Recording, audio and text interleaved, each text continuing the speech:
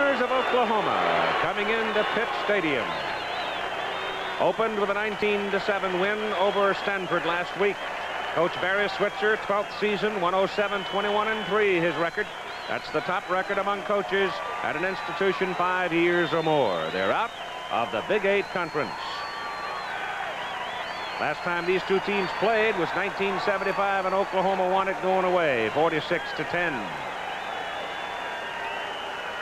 It's a cool autumnal afternoon for this intersectional meeting, with Oklahoma holding a decisive edge in the series record. You see there 7-1-1. But the Pitt Panthers, a big, strong, muscular football team that was so highly picked in the preseason polls. They wobbled some in their opening game, losing to Brigham Young University. And the crowd now waiting for the Pitt Panthers to make their appearance as the band strikes up. And it looks like they're having a little trouble getting out of the locker room and getting onto the field. So let us spend a moment with Coach Frank. The temperature 60 degrees. The wind is out of the northwest at 15. Pretty comfortable afternoon. That wind is gusting sometimes to more than 15 miles an hour. Dante Wiley, a freshman quarterback, is going to be the man in the middle to return the kick for the Pitt Panthers. And Tim Lashar will kick it off for the Oklahoma Sooners. Sooners, obviously, the visiting team, and on the road will be wearing the white uniforms. The very interesting part of this ball game is the speed of Oklahoma versus the muscle of Pittsburgh. Pittsburgh's offense was very inconsistent in their opening performance against Brigham Young. So you can see the wind is gusting around out there on the field and may cause some trouble if one of these teams gets into a situation where a kick has particular meaning in the ball game. The sun came out, broke free, and started shining on us just about an hour ago. We had rain showers through the night and through the morning. But it looks like we're in for a comfortable go this afternoon as Oklahoma and Pitt meet for the 10th time. And it's a very short kickoff for Lashar, coming down to number 42, Anthony Brown. Brown gets a big hole and pops it all the way out to the 31. The Pittsburgh offensive alignment opens up with John Conjimmy at quarterback. John is a 185-pounder. Chuck Scales will be sharing the duty at tailback. And the fullback will be Tom Brown. He's a 225-pound sophomore. Bill Wallace is a wide receiver and had a very big ball game in the opener.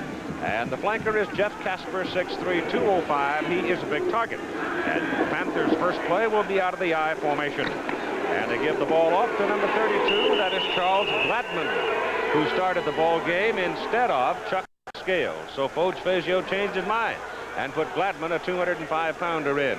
Tom Johnson is the tight end, 250 pounds. Randy Dixon at tackle, 285. Bob Brown at guard, 265. The center is Barry Pettijohn at 255. Greg Christie, a guard, 280. And, of course, Bill Fralick, the other tackle, and they're pumping for the Heisman Trophy, 285. It's one of the biggest offensive fronts in all of college football, and aren't many pro teams that big either. Here's the defensive alignment now for Oklahoma. They open up with Murphy, Clemens, Casillas, Reed, and Reed in there, Richard and Darrow, Donnie Jones and Brian Bosworth, the backers. And the defensive secondary is Hall, Rockford, Brown, and Stanberry. And Stanberry is starting for a 4th consecutive year. And here is some bad news right off the bat for the Oklahoma folks. Keith, it appears to be Kevin Murphy. Yep. Kevin Murphy, who is being touted for All-American honors, a defensive end, and without question, one of the best in the country at that position, and he is down on the field. And Oklahoma came to Pittsburgh without Spencer Tillman. He did not make the trip.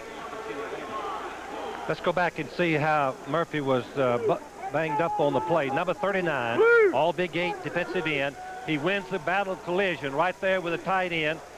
Now he's trying to separate himself from the tight end. Releases over. The fullback, looks like the fullback was blocking on him and just ran right over him. Looked like he ran right over his legs. Tom Brown was the blocker. He's helped off the field, so that's 2 doses of bad news, and the day has just barely started. It is 3rd down and 6 yards to go for Pittsburgh now. The ball is sitting at the 34. And from the snap set, they hand it off inside, and nothing doing there. Charles Gladman runs right into Tony Casillas, the junior out of Tulsa, and Casillas decks him short of the line of scrimmage. And so the Pitt Panthers will have to go to the punt after 3 snaps of the ball. And doing the punting for Pittsburgh will be Chris Jellick. He is a reserve quarterback and punts very well. He averaged better than 46 yards on 7 kicks last week, the longest being 50. Derek Shepard is the return man for Oklahoma, very fast. Jellick spins it out of there, gives Shepard a chance to handle it, and he just barely was able to get the fair catch call off before he had to lunge ahead. But Oklahoma comes up with fair field position on this at their 36, and Danny Bradley, 5'10", 185, will open at quarterback with Lydell Carr, a freshman, 195-pounder at fullback. Earl Johnson moves over to halfback in the absence of Tillman, 195. Steve Sewell will be in that wing position, 205. And the wide receiver will be Buster Rhymes, who started his career at Oklahoma as a running back, and after a year off has come back as a wide receiver and leads the team. They're in the wishbone formation. And oftentimes they will move a man out, and most of the time that'll be Sewell moving out, and Bradley drops straight back to throw, trying to run away from the pressure, and Pittsburgh nailed him back on the 25 as Bob Bushkowski, the big junior defensive tackle from Monroeville, Pennsylvania, broke in there and messed up the play. He went back for his set on a short drop of 3, and there was nobody to throw the ball to. This is so uncommon for Oklahoma to throw a drop-back pass on first down. Their offensive coordinator, Mac Brown, who's a bright young man, has added this auxiliary offense to the wishbone. Now it's Sewell moving around, going into that flanker spot. He sets up at an angle, and this time they try to take it over the left side. They give it in there to the fullback, Lydell Carr, and Carr moves out for about 3 yards up to about the 28 for Oklahoma. So we're looking at 3rd and long. Up front, it's Keith Jackson at tight end, 235, a freshman. David Dillingham at tackle, 270. Jeff Pickett at guard is 275. The center is Chuck Thomas at 275. Paul Ferrier at guard at 260. And Brent Burks is the other tackle at 270 pounds. They're big enough on offense. No question about that. Right now, they're looking at 3rd and very long. 3rd down at about 19 as Bradley hands that ball off inside to Lydell Carr, and Pittsburgh will have none of it. They just jumped all over him at the line of scrimmage. And so Oklahoma will have to kick the ball away after 3 snaps. A little different beginning for the 2 teams. In fact, it would be opposite, I think, of what you might expect. Mike Winchester walked on and walked out last week, and Barry Switzer just before the ball game said, "You're kicking, Mike," and he responded with a better than 42-yard average on 8 kicks. There's no pressure on him. And a fair catch is called by the Pittsburgh Dante Wiley up at the 34-yard line. So there the Pitt Panthers will have it, 1st down, as we have now seen both teams handle it and punt it. P24 to play in the 1st quarter, no score in the ball game. I talked to both teams some yesterday. Here's what Danny Bradley had to say about Oklahoma's game plan. But I like to say that I think the passing game would be a shock to Pitt tomorrow, because I think they feel like we would run the ball a lot more than pass, and I think that we're going to do a little bit of everything tomorrow. Well, they showed that coming out. Mac Brown having come from Appalachian State to the Oklahoma staff in his 1st year, and it was definitely a different look. But right now, let's see what happens with Pittsburgh's 2nd possession from their own 34. 1st down. Conjemi stays with the ground game. They run it up the middle with Charles Gladman, a freshman out of Akron, Ohio, brought down by Dante Jones for Oklahoma. Now let's check in with our reporter from the sidelines, Tim Brandt. Keith, they're still working on Kevin Murphy, the right defensive end for Oklahoma. He has sprained his foot. You saw on the replay he was run over. He got his foot twisted underneath. It is the inside of his right foot. They are keeping ice on it right now. They've been working on him since they brought him over to the sideline. They don't know whether he'll be able to get back into the ball game or not. Timmy, tell me about the field. It's been raining. Is it fairly dry down there now? It's in excellent shape. It's a fast track, Keith. All righty. Conjemi back. Play action. Pass is away. Pass is good to the tight end, Tom Johnson, out about the 39, well short of the 1st down. So you'll be looking at 3rd down and about 4 yards to go for the Pitt Panthers. Pittsburgh is starting out very conservatively, trying to be more patient than they were 2 weeks ago against Brigham Young, when they mixed up their passing a little more than they wanted to. Big team like this, one would expect they'd just try to beat on Oklahoma, wouldn't it? That's the game plan, I think. Third down, a little more than 4, and trying to come outside with it is Gladman. And Oklahoma runs to the football as well as any team in football. Fourth down coming up. Let's check in with Jim Lampley. Keith, it's final in Lansing. You can chalk up a victory for Jerry Faust at 24-20. Key sequence of the game with heat out of the kitchen for Jerry and folks. The kick is away by Jellick on fourth down. It's a high-hanging punt. It forces Shepard into a fair catch call back at his own 25. A 35-yard punt by Jellick with 9 minutes and 33 seconds to play in the first quarter, and no. Oklahoma now with its second possession of the football game, and they're back where they were before, and Murphy's on his way to the clubhouse. So it looks like Kevin Murphy may have a serious injury. It could be a broken foot. Be a tough loss for Oklahoma. He was the defensive player in the Big 8 last year. Just an outstanding player. Now we get movement offensively as they flex number 88 Jackson way wide to the right, go into a true wishbone set, hand it off up the middle, and it goes to that front man. A fumble on the football, and it looks like Pittsburgh's got it. Lydell Carr hitting into the middle. Well, when you have they stripped him, and here's a big break for the Panthers. One thing you worry about, a freshman fullback reading with a triple option play. Carr is a true freshman, just been on the campus 3 weeks. Here's the read option. The quarterback is going to fake the ball to the fullback. He decides to leave it with him, but at the same time that the ball is handed to him, a Pittsburgh lineman strips the ball right out, and Pittsburgh has a break. So the Panther, big defensive front, jumps in there and whacked him away from the football, and here the Panthers with a big break. First down at the Oklahoma 25. Kanjemi pitches the ball to Gladman. He cuts it over the right side and turns it inside the 20, down close to the 16. Here we see what momentum means. Pittsburgh could not make a first down. Back on their end of the field, they get a break. Their motivation level increases. A little bit of a damper put on Oklahoma, and a big play on first down. Interesting, they went to the right side behind Brown and Dixon to pick up that gain. That's the tight end side. They have tried one time behind Froelich, their All-American left tackle.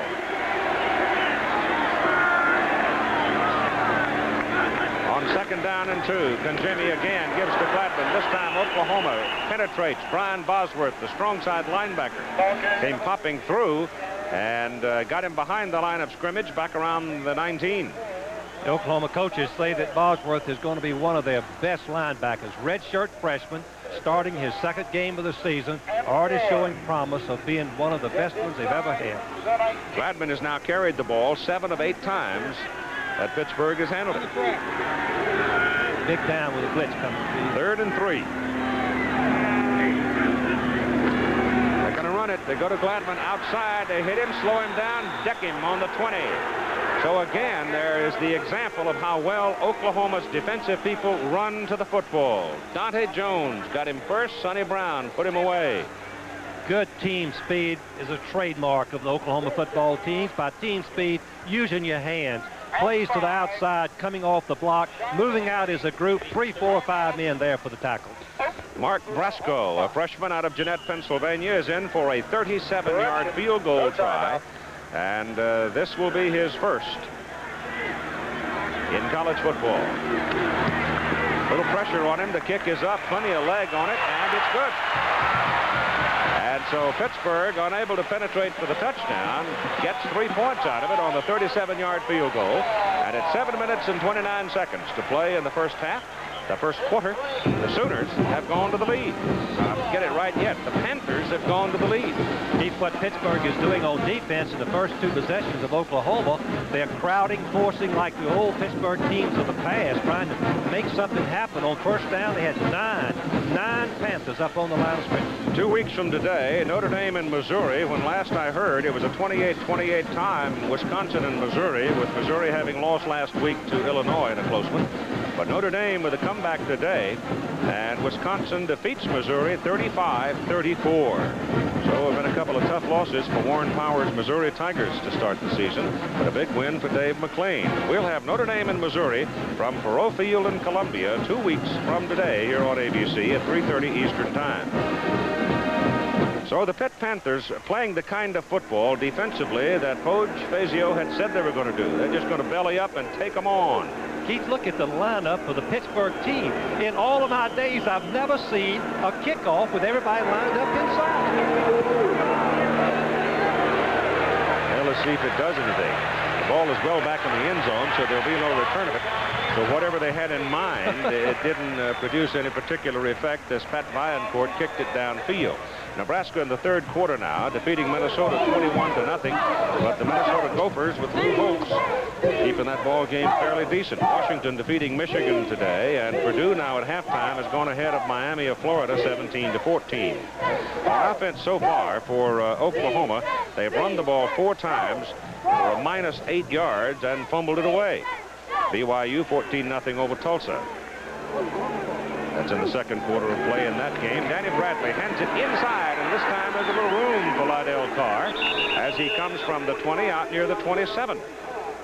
What is the score of the Notre Dame great comeback against Michigan State? I think Notre Dame was down 17-0 early in the ball game, maybe the first quarter. West Virginia winning. They got 14 points in the first quarter, and then that's all they got. Jim Young's got Army going today, leading Colgate, and a big win for the Middies of Navy, 33-30 over North Carolina. And Vanderbilt beat Maryland today by 9. Second down and short 4, long 3 for Oklahoma. Bradley keeps it. He's spun down at the line of scrimmage as John Lewis, a cornerback, had come up to support on the left side, and Lewis at 180 pounds, a junior from Levittown, got his man. There's the defense for Pittsburgh. Sapio, Quentz, Atiyeh, Bushkowski, and Dolman. Dolman playing with a very sore ankle. Caesar Aldisert, outstanding linebacker, along with Troy Benson, and the secondary for Pittsburgh, Lewis, Dean Smith, and Callahan. It is third down, and this time a good 4 yards for Oklahoma.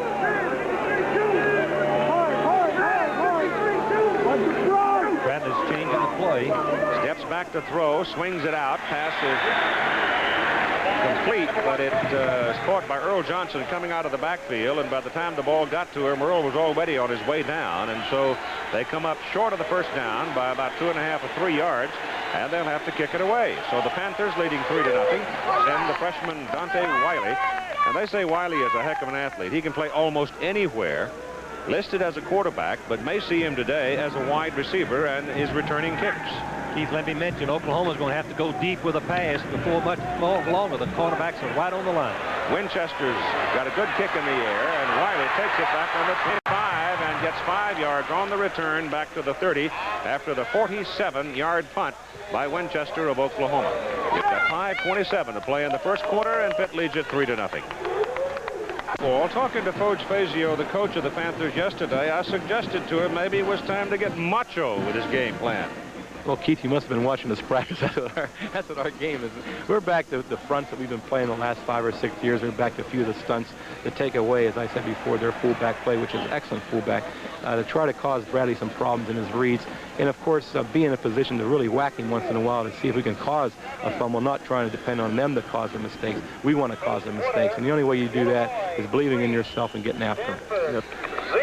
And they've already caused one and cashed in a field goal on it to take the lead in the ball game. And now the Panthers go to work from their 31 first down with Bailey and Gladman lined up behind Dunjimmy. And Jimmy back, going to throw it, gets it down the middle. He threw it in the crowd, and he's lucky to get it back.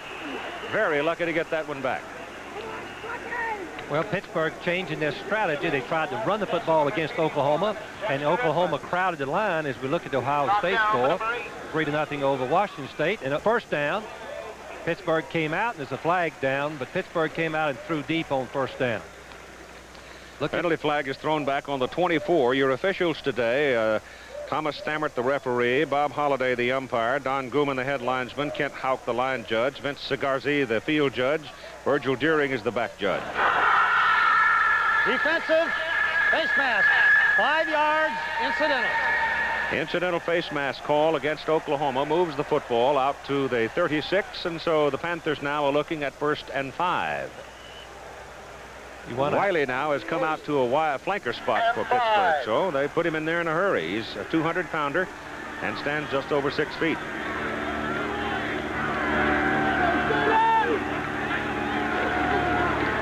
Jimmy back to throw it again. Gets it off in a hurry, and the pass was intended for Wiley, and it was underthrown by Jimmy. He's quick, Frank.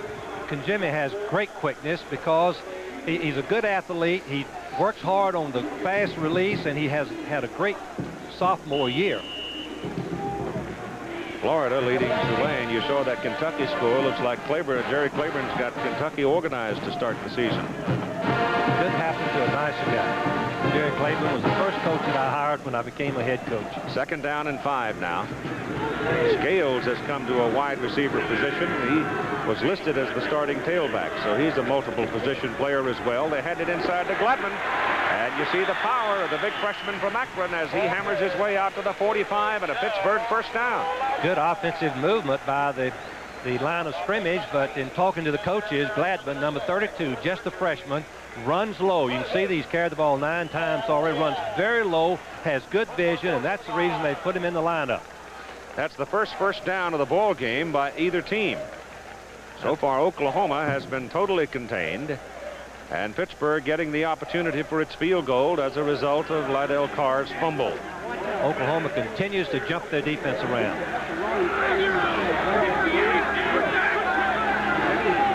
Back goes Jimmy to throw. Getting some pressure, looking downfield, throws for Gladman. The pass is thrown out of bounds, incomplete. Andre Johnson back covering for Oklahoma. But Gladman had no chance to catch that football from the very beginning because he was looking back into a bright sun. It was a high lob pass, and before it got halfway to him, it was out of bounds. Casillas, the nose guard, number 92, has a tough time rushing the passer because the center blocks him. Then the guard is free to pick him up, and you can see what a difficult time those guards have, but he doesn't give up. He finally comes back in and hits the quarterback after the pass. Craig Hayward now is in. He is another freshman out of Passaic, New Jersey. Bigger one, 6-footer and 235 pounds. And Jimmy back to throw it. Fakes it once, throws it short. Passes drop by number 81, Dexter Edmonds. Oklahoma looks very quick on defense, particularly in their linemen and linebackers. They're not as big as Pittsburgh, but they have that quickness, and they're using it to advantage by going through the gaps and rushing from the outside. I'm a little surprised, though, that Pittsburgh is not testing the depth of the Oklahoma roster by just pounding away, because they are bigger. And that offensive front the Panthers put out there on the field is something. 3rd down and 10.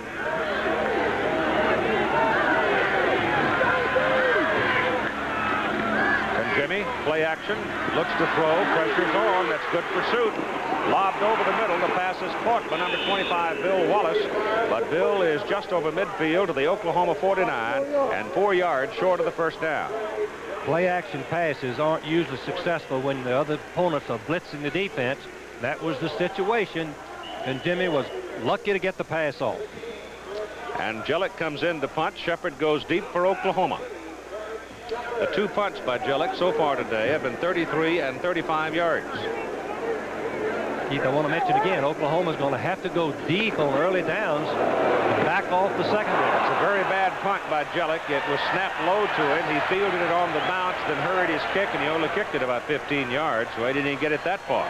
It is a 10-yard punt, and so Oklahoma comes out of it with good field position, first down at their own 39. 3:51 to play in the first quarter. Oklahoma's 4th possession. Their first 3. They're -8 on the first one and the kick.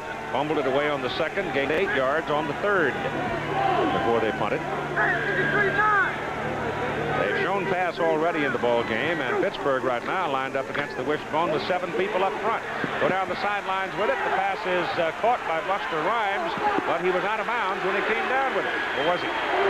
Indicated out of bounds, and he is out of bounds, so it's an incomplete pass. Buster Rhymes is getting covered man to man. Watch him get hit right at the line of scrimmage by D number 28. Now he runs right by him. Had Bradley led him to the inside, I doubt if Callahan, the safety man, could make the play. You can see he goes up. He's got to have possession of the ball, come in bounds with 1 foot.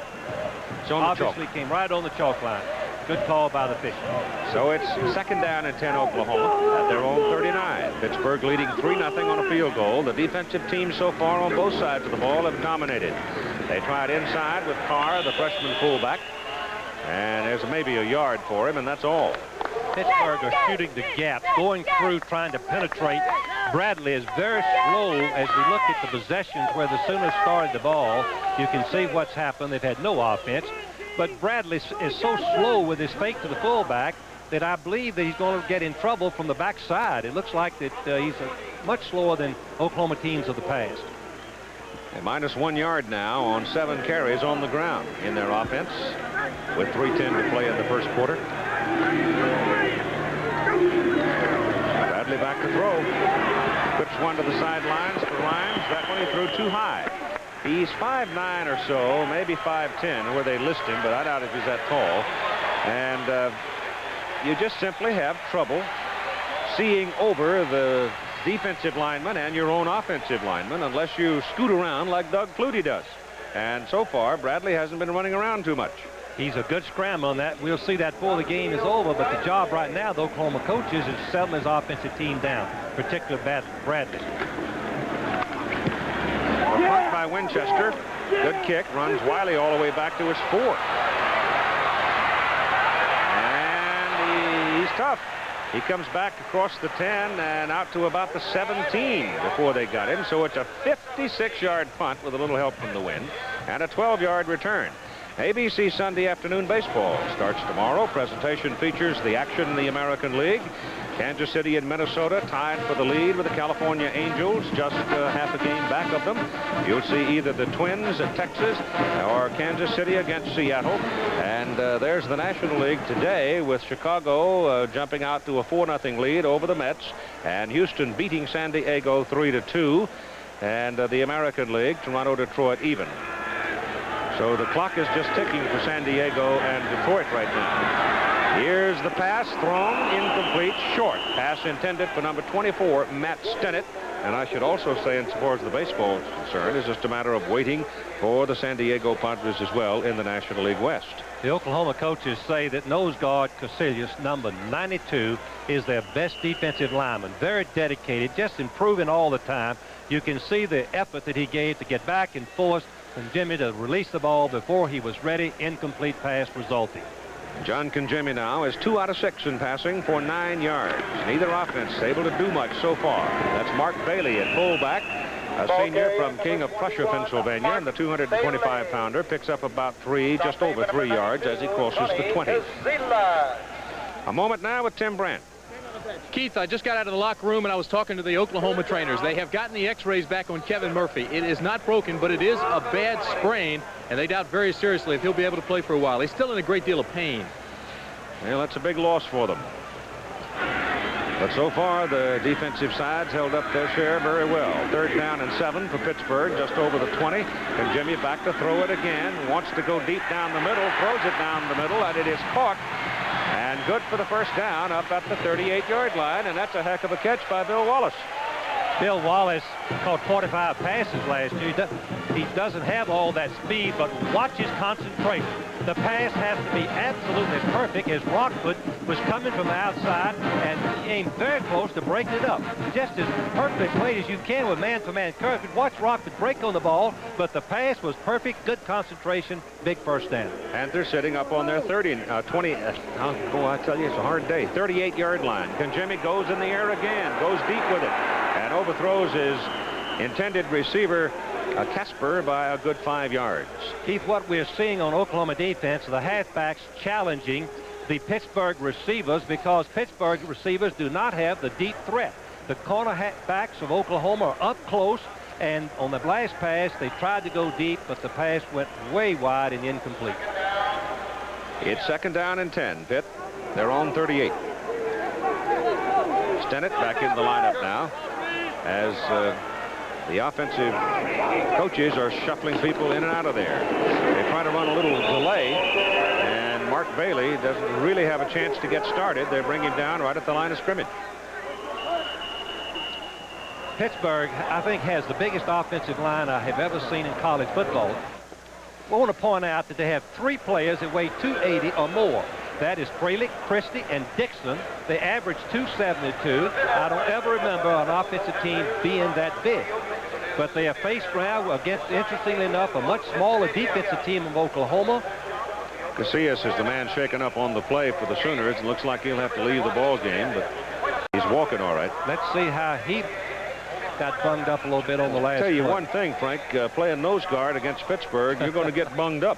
You certainly are. Number 92, just an outstanding football. He's being trapped by number 69, the guard that's coming across.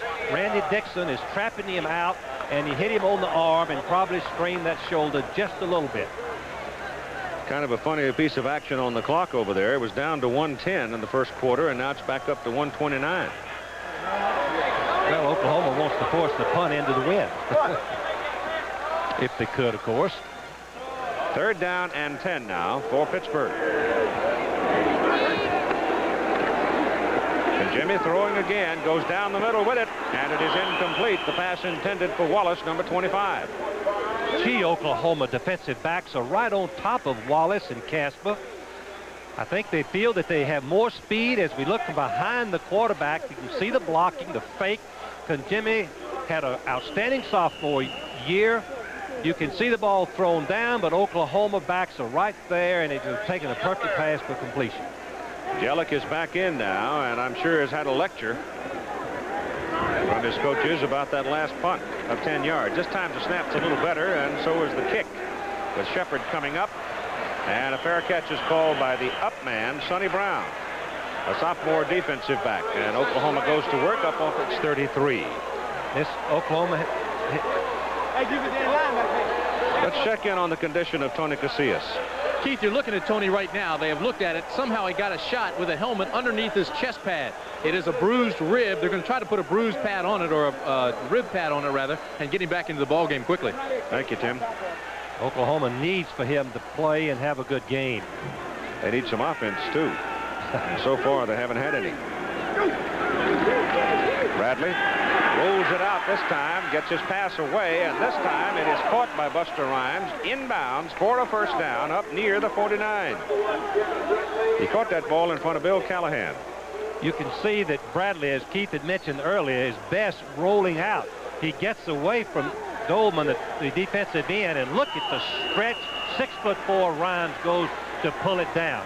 Now, Rhymes was a running back from Miami, Florida as a freshman. Was ineligible for 1 year, and he came back and has developed an outstanding wide receiver. You can see what a target he is, and a great catch. First down of the game for the Sooners. Sitting near the 49. Bradley puts him in motion, pitches the ball back, and there's nothing doing for Earl Johnson. Johnson, if Spencer Tillman were here, would be at the fullback position. But Tillman is suffering with a hamstring problem to start this season and has not been able to play. He missed the opener against Stanford and is not here today. Let's look at the size of the offensive linemen at Oklahoma. They're not all that small themselves. They don't have 280-pound players, but look at the average. 270 pounds, as Pittsburgh averages 272. 2nd down and 11 now. And the first quarter's over. So it'll be Oklahoma possessing the ball near midfield as we start period number 3, with the Pitt Panthers leading 3-0. He has come back out of the locker room after the x-ray showed negative on his sprained foot. He's come back to the bench to rejoin his teammates, but it does not appear that he's going to be playing the rest of this day. Right now, it is 2nd down, 11 Oklahoma. The ball is at their own 48. They trail 3-0 to Pittsburgh. Roll out by Bradley. The pass is incomplete. And that was close to being interference. The Pitt defensive man, number 28, Melvin Dean, arrived very timely, but almost too soon. And I think the figure that jumps out right there, Frank, is that -2 yards rushing for Oklahoma. Well, you can interpret all of these statistics by the fact that both defenses are gambling, taking chances, and until the offense can make them pay for those chances, we're going to see those numbers continue. I look for some big plays in this quarter by both offensive teams. It's 3rd and 11 for Oklahoma. Bradley straight back. Shoots it to the sidelines to Rhymes. He's a yard short of the first down. No, it's Shepard. Derek Shepard, number 3, making that catch. And he's a yard and a half, close to 2 yards short of the first down. Well, the Shepard family brings back memories, Keith. 2 brothers played at Oklahoma, had outstanding careers. This is the 3rd Shepard youngster from Odessa, Texas. He took over the kick return job rather decisively in the fall training session. Oklahoma is still short of 1 man on the field. They only have 10 men. Here he comes. Winchester in to punt now, and Wiley is the deep man.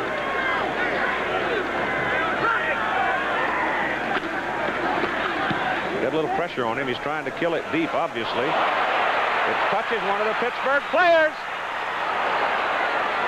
And looks like the Panthers have recovered it. One of the men coming down to help block on the play. It is Oklahoma's ball. Now the officials are all confused. One of them is calling it down and having touched the Pittsburgh player, but I think it touched, Oklahoma player, but it definitely touched the Pittsburgh player. Number 4, I believe, John Lewis is the one that it touched. It appeared to me as the one that it touched. You can see number 4 right there. It touched him. Now it is Oklahoma's ball. So it is mistakes on both sides now that are providing scoring opportunities. Oklahoma fumbled it away on Pittsburgh defensive pressure, and the Panthers got a field goal. And now the mistake by the receiving team for Pittsburgh, the ball hitting one of their players and rolling loose, and Oklahoma covered it, and the Sooners are sitting on the Pitt 5, first down and goal.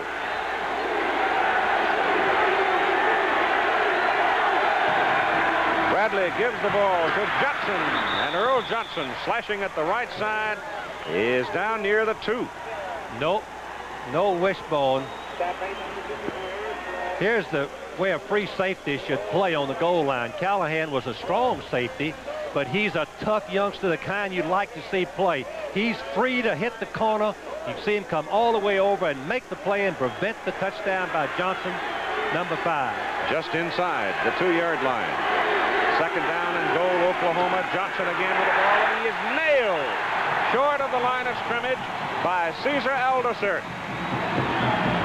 Oh, Pittsburgh has 2 outstanding linebackers. Number 87, Aldisert, 6'4", 222. Good speed, good range, and he penetrated something that you should not allow with your offense on the goal line. Let's see where he came to the right of your screen. Number 87 penetrates with a stunt coming right into the area where Oklahoma's favorite play. That's a good stunt right at the favorite play of Oklahoma. Third and goal. Bradley rolls it out. He comes left with it. There's some room on the corner, and it's short of the goal line as Callahan trailed the play all the way across the end zone and kept Steve Sewell out. Well, when you have a free safety who wants to get involved, he is just so valuable on the goal line. He is to hit both option plays. That's his assignment. Read the quarterback. Here's the fake to the fullback. No, I don't want to leave it there. Now I don't want to keep it, so I pitch it. Dean forces the pitch. Number 31 comes and stops him on the 1-yard line right here, all the way from the free safety position, wraps up Sewell, number 31, prevents him from going across the goal line. Oklahoma has called timeout on 4th down to make a decision whether or not they're going to try to stick it in the end zone. They only need about a half a yard. Oklahoma is going on 4th and a half yard. And it might even be a short half yard for that matter. It looks like it's about a foot or less. Here's where they may miss Spencer Tillman. Bradley over the top. Touchdown, Oklahoma.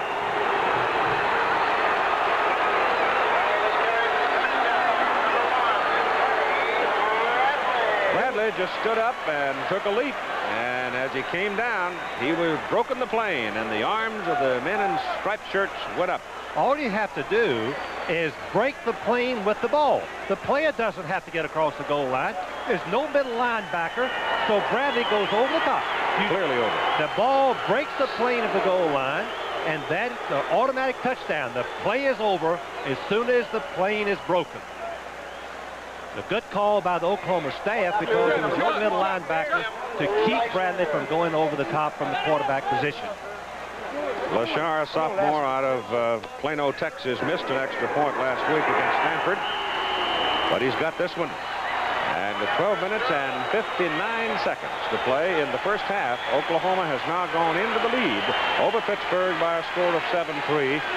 But at this point of the game, neither offensive team has shown very much. The game has been dominated by the defensive people.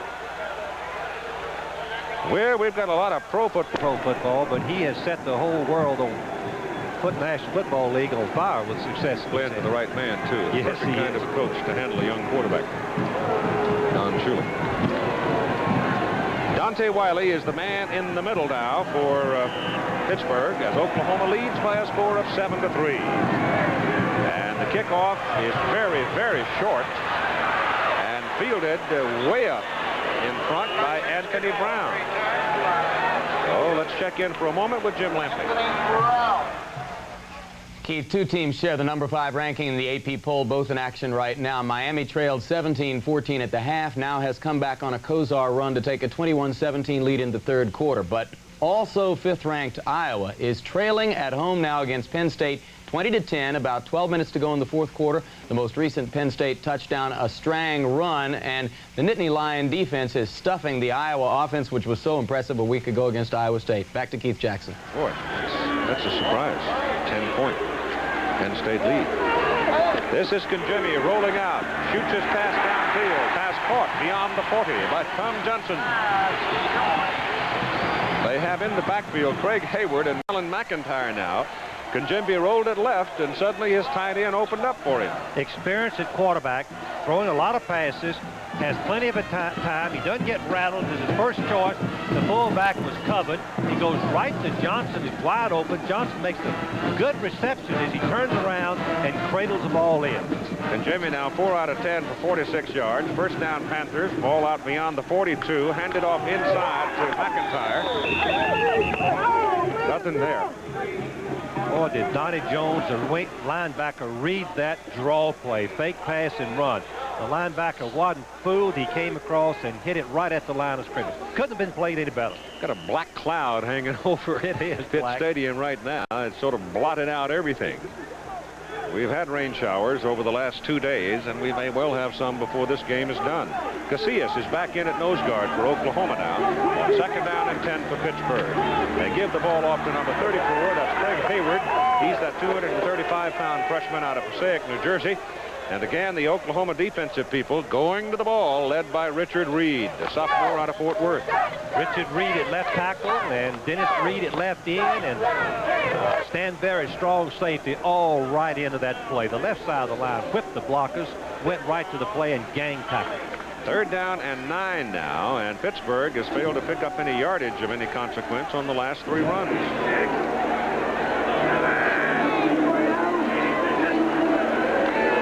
Back on the third down and long. It is almost intercepted.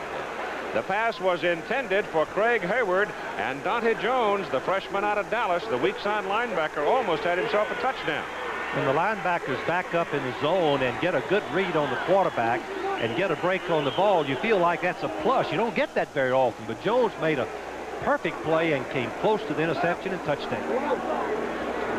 Chris Jellick not having a very good day punting so far. His longest has been 35 yards. His shortest 10. Snap is a little high this time. Gets it out of there. And up comes Shepard. And down he goes at the 20. Could not get away from number 46 for Pittsburgh. Downfield coverage by Darnell Stone. 39-yard punt. You can see the murky sky over Pitt Stadium. Talking yesterday with Barry Switzer, we talked about this speed versus muscle matchup. Well, we do run good. We've got good speed, but we've always had pretty good speed. Our kids are just the kids we recruit in our area of the country can run. We don't have the big Pittsburgh lineman or the lineman of the East that you see. And really, there is a difference in the areas of the country producing that quality of an athlete. And ours are more kind of lean type of guys, or runners, racers, and possibly the most of the Eastern schools. So far, the racers haven't been on the loose in the Oklahoma offense. They break the bone a little bit in this one as they shuffle around and go to the other way, putting Johnson up into that flanker or slot position now. Bradley back, gets it away quickly to the sideline. Rhymes. Buster had the ball in his hands when he went down, so it will go down as a completed pass with John Lewis laying a lick on him. Oklahoma still are going to have to roll out and go deep. You can see penalty flag. Yes, we do have a penalty flag. You can see Rhymes on the isolation going down. He really doesn't push him, doesn't confuse, doesn't deceive the defensive halfback, who's going to come up and be right there on him, number 4, Jones. Penalties against Oklahoma. It looked like it was either illegal use of the hands or holding. Oklahoma's still going to have to go deep. Pittsburgh's defense is right up on the line of scrimmage, virtually all 11 men in position to tackle, very close to the line if the ball is a running play. Well, we're marking off the penalty here and getting definition from referee Tom Themmert. Illegal use of the hands against the offense. First down. 5-yard penalty. Thomas Hearns has TKO'd Fred Hutchings in the 3rd round of their fight today. So the hitman successful in his title defense. And it's first down and 15 now for the Oklahoma Sooners. And it's a triple wing this time. First time we've seen the formation, and they go right up the middle with a fullback Carr. And Carr, long-legged, pops it out to about the 28. Nebraska rolling now over Minnesota 31-7. That's a far cry from last year's 84-21 rout. And Penn State now getting a bit more of a contest from Iowa in the 4th quarter, with Iowa coming back to score and BYU handling Tulsa. Washington State now falling well back of Ohio State 17-0. The Buckeyes had a tough opener against the Pac-10 team Oregon State, but they're handling the Cougars pretty well today. Inside they go to Carr, trying for the first down on 2nd down and the short 3. And he's going to be a yard short of his first down as Tim Quince, a senior from Toms River, New Jersey, makes the tackle for Pittsburgh. Napoleon McCallum. You've seen him, Frank, the Navy running back. He's a dandy. In fact, Arkansas plays Navy next week, don't they? 2 weeks from now. 2 weeks. Yes. The Navy has a big win for the Naval Academy. And old Bo Copley feels pretty good after that, the athletic director and a good friend of Keith and mine. 3rd down and a yard for Oklahoma. They go to the fullback, and he's got the first down. He's out to about the 32. Carr just rolling over the right side. That time he got some solid. As a matter of fact, the right side of the Oklahoma line looks to me like is where they're going to have to go with it, because Pickett and Dillingham are carrying their burden pretty well. Well, Pickett was one of the finest high school players in all of the South. He weighs 270 and started as a freshman last year, the only true freshman to start for Oklahoma. So from the 32 now, the Sooners get a little bit of breathing room. They lead 7-3 in the ball game, and they've got Sewell in motion. Bradley comes down the line with it, pitches it back. Johnson is walloped a yard short of the line of scrimmage. Chris Dolman, the senior out of York, Pennsylvania, and Aldersert, the senior from Pittsburgh. And I guess if you were going to start looking around the country to pick your all-collegiate defensive team, I think I might want those 2 guys on my side. Both of them just know how to close to the ball. Dolman played it perfect, and Aldersert, the linebacker, ignored the fullback fake and came outside as an extra man and just smothered the play. Couldn't have been played any better. Trying to remember back to Chris Dolman's freshman year. I think it was in that South Carolina game that he surfaced as an outstanding player. Wolf, he was a warhorse that day. It's 2nd down, 11 now for Oklahoma, and the handoff to the fullback looked like it was in slow motion. It was a very slow developing play. No mystery in it, no deception in it, and Pittsburgh just buried it. Pittsburgh, the defensive front, continue to confuse the blocking and the reading. As Coach Fazio said, confuse the reading of the triple option is the key to stopping it, and that's what's happening so far. Bradley is handing off to the wrong man. I'll tell you one thing. You go back through the years while Foge was here first as the defensive coach for Pittsburgh, and his defensive people have always played the wishbone pretty well. They're big and strong and penetrate. That's the key to stopping the wishbone. Bradley back. It's thrown high to the sidelines, and it's incomplete. Pass intended for Derek Shepard, and Derek at 5'11" just couldn't get that high. And so the Pitt defense has done its job again. They've done their job. I think the Pitt offense is going to loosen up. The Oklahoma defense continue to gamble. If you don't burn them, you're going to be in for a long afternoon. And Pittsburgh has been very, very conservative, much more than I anticipated, running on 3rd down and all of these things. I think they'll open up this quarter with Jimmy, their quarterback. Winchester now is going to have a little wind against him. Got most of it. It's going to be short of Dante Wiley. Wiley had gone 46 yards back from the line of scrimmage, and he had no chance to catch that football. Had to let it roll. Of course, they play on the artificial surface here at Pitt Stadium. And once the ball gets to rolling, it rolls a heck of a long way. It rolled all the way back to the 11-yard line. Well, next Saturday, then we won't have any college football for you here on ABC, but we sure do have a lot of fistfights and the Fifth Avenue Mile. I'll be in Monaco as Richie Sandoval defends his WBA Bantamweight Championship against Edgar Roman. Then we go from Monaco to New York for the Fifth Avenue Mile special. And then ABC's Wide World of Sports will come back to Monte Carlo for Donald Curry's WBA welterweight defense against Nino LaRocca.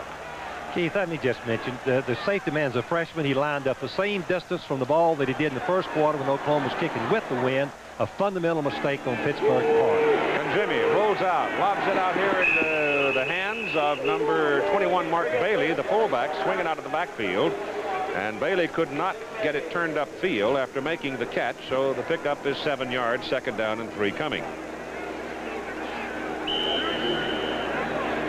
Bennett, the flanker, had gone deep on that play and was behind the secondary Johnson of Oklahoma for the touchdown. Just couldn't get the ball to him. They've got Stennett wide to the top of the picture, but run the football. Trying for the first down, and they won't get it on that play as Chuck Scales lined up. A sophomore out of West Mifflin, lining up a tailback and carrying the ball. Clock showing a little more than 7 minutes to play in the first half, and Oklahoma leading 7-3. And it was mistakes by both offensive teams. In the case of Oklahoma making its mistake, a fumble, and Pitt cashed in for the field goal, 37-yarder. And then a punt hit one of the Pitt players, and Oklahoma recovered it on the Pitt 5 and scored on 4th down. There's penetration on the left side by number 96, Richard Reed. But it's a question of whether or not the Bob Brown, the right guard for Pitt, had made a move on the offensive front. It was a move by, nope, it wasn't Brown. It was Reed trying to anticipate. I think that from Jimmy changed the snap count, went up to a long snap count. Oklahoma couldn't hold and charge. That's the Good second ball. out. Encroachment. Offense. 3rd down. That's only the second conversion on 3rd down by either team in this ball game. 2 out of 8 for Pittsburgh. He said 3rd down, but looks to me like it's 1st down. It is 1st down. Ball up on the 25. And Jimmy throwing on the 1st down. Oh, look at that. Dante Jones had the ball right on his numbers. It was thrown right into his chest, and he was so startled by it. The Pitt receiver goes flashing in front of him. The ball is thrown so hard back in Jimmy that the Pitt man never saw it, and Jones couldn't hold it.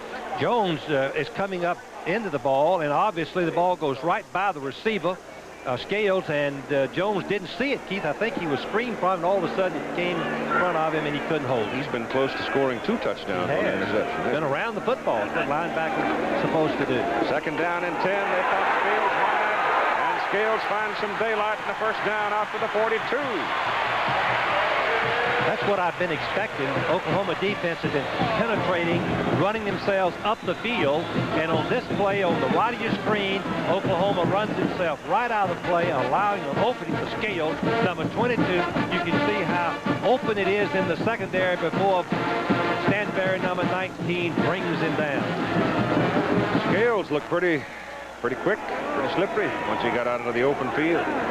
Panthers on the 1st down. Jimmy gives that ball to Wiley. Wiley coming around from the wide receiver position, reversing it. Picks up about 5 yards before the Oklahoma defense, led by Jim Rockford, gets him. Ran a long way to get 5. Well, against Oklahoma, reverse plays are usually pretty good percentage plays. Oklahoma's so fast, they pursue on the initial direction of the play, and when the reverse comes, but Rockford, the cornerback, stayed at home and made the play. Here's the rushing yards so far, very below what we expected.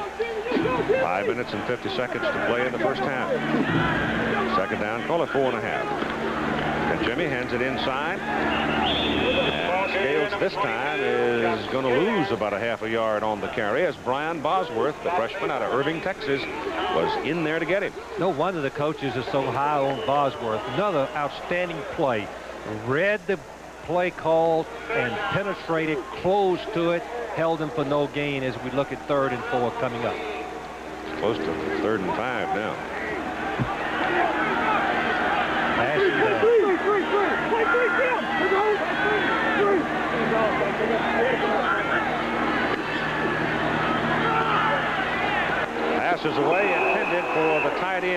Tom Johnson, but Keith Stanberry faked movement toward the line of scrimmage and then dropped back into that short zone, anticipating the tight end. And the pass was overthrown. So it brings up 4th down, and Pitt once more will have to go to the punt. Harry Switzer has said that Stanberry is the best strong safety in the Big 8 conference, and he's had an outstanding game so far. In fact, both defenses are dominating play. Stanberry started at that position 4 consecutive years. Gets pretty cagey about that time. Derek Shepard, deep. Gillick won out of the kick. Now he's looking for some help back there, and he is caught, and he is dropped at the Oklahoma 49. He's going to be short of the first down by 1 yard. Mike Aljo was the man that penetrated and forced him to circle. He had plenty of time and plenty of room to kick the ball. I don't know. Let's look at it. It was a perfect snap. I don't know what caused him to think someone was going to block it. Only coming from the outside, could not have interfered with the kick. He had time to kick. He could have thrown an incomplete pass down the field. No, he couldn't, because that had been lost it down too. That had been lost it down. Yeah. It is Oklahoma's ball. He's short of the first down. You can see that, but it wasn't short by a yard. It was short by a foot. So Jellick almost turned a bad play into a good play. But if, in fact, it was not designed and not called, it was a poor piece of judgment on his part, and Oklahoma gets the ball first down at their own 48. A little less than 5 minutes to play in the first half. 7-3, Oklahoma. Sooners go to work. First down at the 48 after that mistake by Jellick. With the wind at his back, he did not get the kick away. It came up a foot short of the first down on his scramble. This is Lydell Carr, the fullback, sliding around the corner and going out of bounds after picking up close to 7 yards on the carry, brought down by Lorenzo Freeman and Bill Callahan.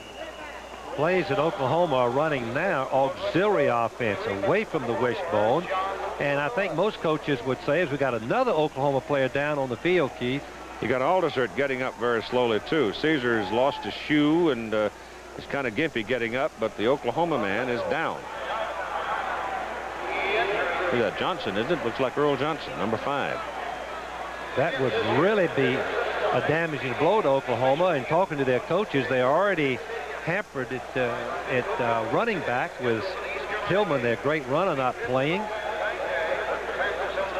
Yeah, I talked with Pitt's All-American offensive tackle Bill Freilich about the mood of the Pitt team going into this game against Oklahoma. Well, we've had 2 weeks off, and we had a lot of practice coming in for this game. And I think everybody has tried to light a fire under each other, and I think it's happened in practice. We had a great week of practice. All we got to do is go out and play with confidence and execute, and the rest will take care of itself, and I think it's going to happen tomorrow. But so far, it has been a defensive ball game. Oklahoma 7-3 over Pitt. Both teams scoring coming from mistakes by the other side. Patrick Collins is now in, replacing Earl Johnson. Collins is a freshman, 175-pounder out of Tulsa. 2nd down and 3 for Oklahoma. And they send the fullback Carr into the middle, and Carr spins his way to the Pittsburgh 40, and he has a first down for the Oklahoma Sooners. Steve Apke, a sophomore out of Cincinnati, brought him down. First real opening we've seen in the Pitt defense by blocking of the offensive Oklahoma line. Carr had a nice hold for the first down. Well, you mentioned earlier that Pittsburgh was plugging the gaps or shooting the gaps, but you got to, in running the wishbone, the secret to that, of course, is finding the gap they haven't plugged. That's sometimes hard to do. They haven't done it much yet. Well, Carr's getting a full day's work as the big guy has it again and just keeps on thundering downfield and falls across the 30, and he may have another Oklahoma first down. He's now carried the ball 12 times and picked up 53 yards. The only mark against him so far, he fumbled it away one time, which led to Pittsburgh's field goal. Oklahoma seemed to have taken the position, we're going to run right at them. And they've run the fullback 3 straight times, and Carr has done well coming in behind. As Keith mentioned early, the offensive right side of the line, Pickett and Dillingham, are getting the job done. In the first quarter, there were minus .2 yards per rushing carry, but in the second quarter, to give you an idea of how things are starting to change a little bit now, the Oklahoma Sooners are averaging 4.5 yards per rush. That's a big difference. One, you move the chains, the other you don't. But neither team able to light up the scoreboard very much so far. And they stay, when you got something going for you, stay with it, I guess. Carr again carries the ball. He's a rangy fellow at 195 pounds, and he picks up about 3 on that carry to make it 2nd down and 7. That's Coach Fazio right there. Stop made, number 50. Coach is a very popular coach with his players and with his fans. A good coach, bright, organizes his situations well, good teacher. Everybody likes him. 2nd and 7. From the Pitt 27.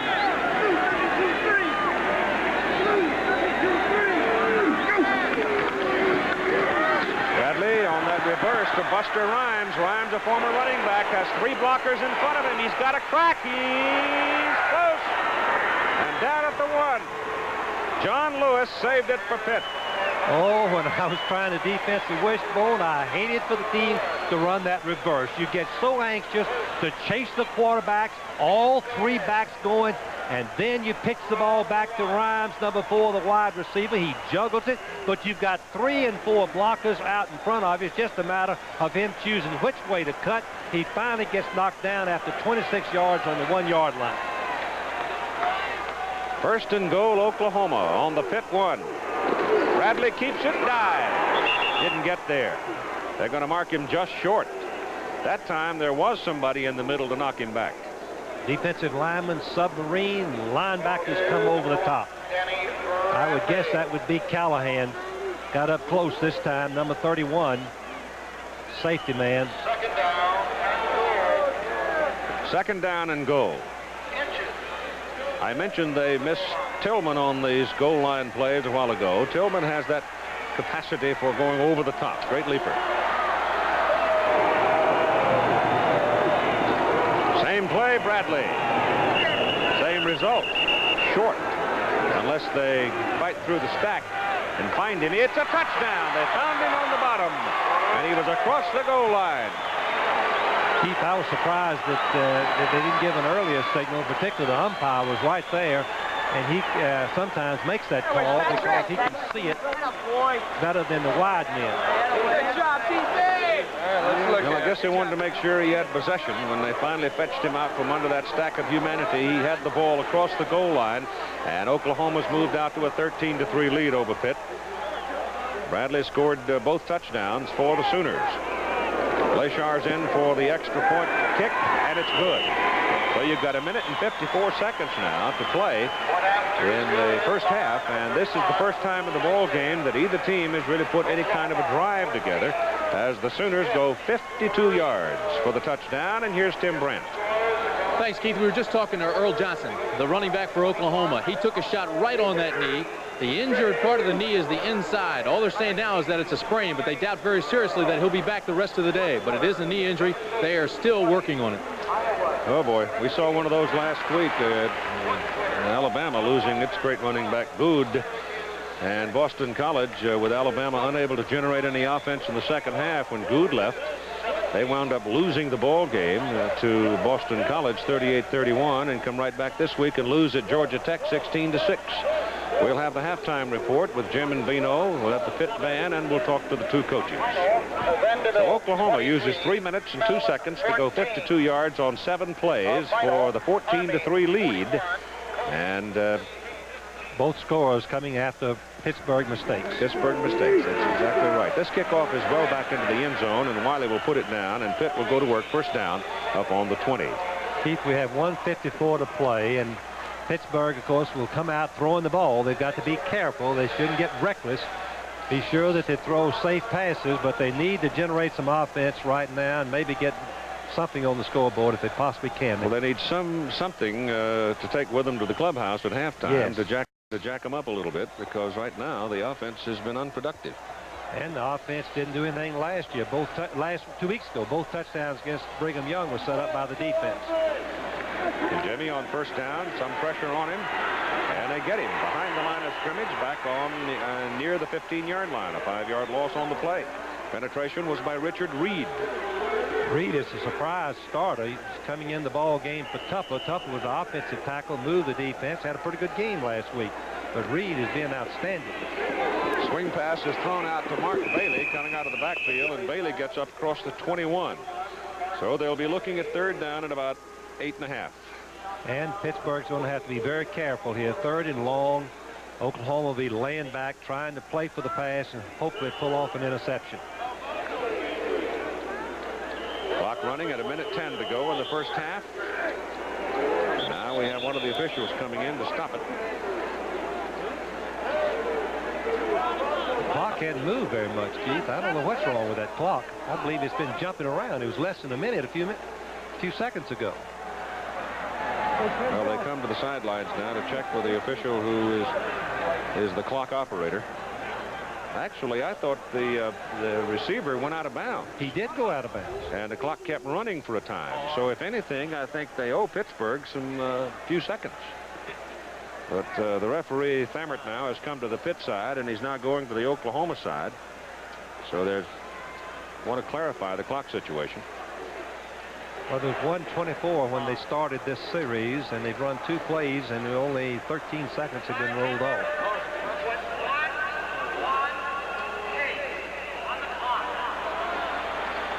Well, I didn't hear what the referee said. Yeah, I think they owed Pittsburgh some seconds, and I believe that's what he said. Run it to 1:18. Still, it's third and long, and Oklahoma will widen their defense, deepen their linebackers, ignore the run, and play for the interception. Stop the deep pass. Both teams have, well, Pitt has 3 timeouts remaining. Oklahoma has 2. They spent 1. And Jimmy back getting pressure. They got a hand on him. They got him locked down, and it was Darrell Reed, defensive end, number 40, that pressured him first, and then Tony Casillas came in to make the tackle, and they get him back on the 15. Casillas, number 92, right over the middle, uses that little swim technique, getting inside the center, and on the left of your screen, you'll see Reed force Jimmy to come inside right into the nose guard. Casillas, and makes the play. So Oklahoma's going to get the football, and if they handle it all right, they'll get good field position at 1:07 to play in the first half, and the Sooners leading 14-3. Jellick has not had a big day punting. In fact, the last time he was back to punt, he got a flush of pressure, and he raced away from the pressure, and instead of going ahead and kicking the ball, he tried to run it. It came up short, and Oklahoma took it down the field 52 yards for the second touchdown. Well, Nebraska, ranked number 1, winning today. Clemson's not playing. Michigan was defeated by Washington. Texas plays Auburn tonight. Miami is winning. Iowa losing. UCLA plays Long Beach later. BYU winning. Ohio State winning. And Boston College doesn't play. They play North Carolina next week. And then they have 2 more weeks off before they play again. Kind of an unusual schedule resulting from the movement of one of their games to a later time of the year. So Jellick, standing back on his 1, figures to hit it up around the 5, and Shepard is waiting back inside the Oklahoma 45. Jellick gets it out, and Shepard coming up on the move. He's going to try to go with it. Gets through the first wave, and he is caught and brought down at the Pittsburgh 37-yard line. A 34-yard punt and 11-yard return. Oklahoma now with 57 seconds on the clock and 1 timeout remaining. And Oklahoma will be going into the wind should they get in field goal range, and the wind seems to have died down a little bit. Sun comes out for just the moment here at Pitt Stadium. Meanwhile, let's see Oklahoma's campus. Commenting earlier on the fact that there's a goodly amount of pressure on Oklahoma coach Barry Switzer to produce a winning season. They needed a win over Texas, and they'd like one over Nebraska, but you get wins over those 2, it's pretty tough. But they've got a big fundraising thing going on at Oklahoma, some $60 million campaign. Even though the income for college football is on the downward swing this year after all the legal machinations, they still see it as, I guess, the most viable merchandising tool they've got going when it comes to raising money for a university. So there's that pressure as well. And they're right now leading Pittsburgh 14-3 and sitting in pretty good shape as Bradley pops out of the pack. And Danny Bradley, who's a fine scrambler, gets inside the 25 and down to about the 23 for an Oklahoma first down. That stops the clock while they move the change with 50 seconds. It wasn't a fake quarterback draw, but it looked like it. Bradley just ducked right up inside when he saw a crack. And they're going without a huddle now, trying to save as much time. They have no timeouts remaining. Bradley straight back, gets it away in a hurry. Buster Rhymes catches it and then loses it as he falls down on the 10. He had it for just a moment, but could not come down with it. Ryan's going to turn right inside. Good little safe pass. The ball is a little bit high. He tries to cradle it and pull it in, but he never really got the handle, and he fumbled even before he hit the ground. Incomplete. Shepard in, and Rhymes out now. Second down and 10 Oklahoma. The ball at the Pitt 23, and you've got 42 seconds to play. No timeout, remember, for the Sooners. They've spent them all.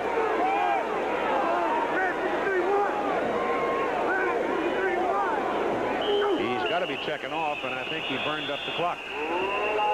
One thing that the coaching staff at Oklahoma were concerned about was that using so many audibles this year was giving Bradley a little bit of a problem. He didn't use them last year. All he had to do was execute the option and a few passes. Now with using audibles, possession type passing, running the triple option, takes a lot of practice mental work. Play the game.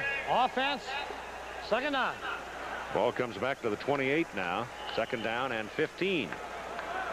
It might prove to be a costly mistake there because back that field goal unit up quite a bit.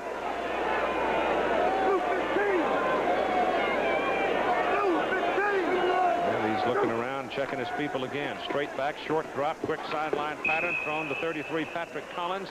And Collins is back and out of bounds at the 22, stopping the clock with 38 seconds to play. This is an entirely different Oklahoma offense than we've seen in the past. Mac Brown, as we see Penn State beat Iowa 20-17. Mac Brown, the new offensive coach, giving them an auxiliary offense to use in these type situations. Third down and 8. Ball just inside the 22. Bradley gets it down the middle. Pass is caught by Shepard. Shepard is loose, and touchdown, Oklahoma.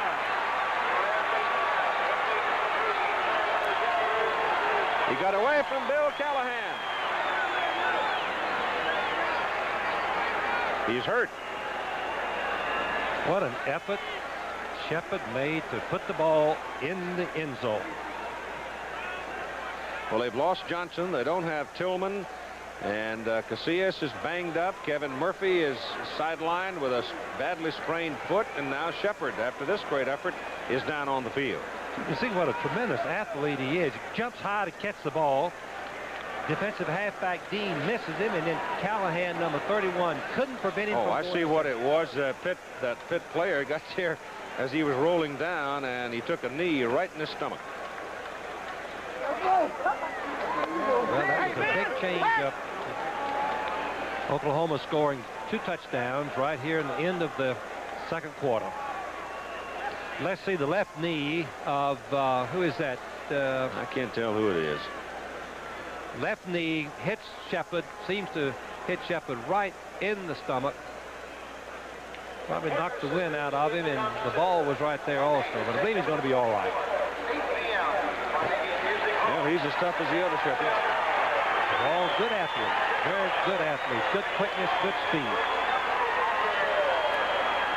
So the Oklahoma Sooners now making it big at halftime, leading 20-3, and they'll come in for the extra point to make it 21. And 31 seconds to play in the first half.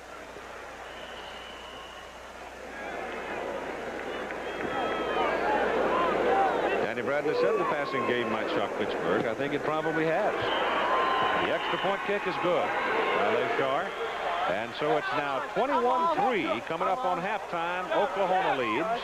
And here's a look at the Pitt campus. Hey, pretty. It does me. I thought this would be one of those kind of battles that might go down to the, of course it may still go down to the last minute. But this second quarter has been almost the total property of Oklahoma, Frank. They've run for 92 yards in the second quarter after being -2 in the first. They picked up 39 yards through the air in the second quarter. And the field position was set up by mistakes and a poor kick the last one.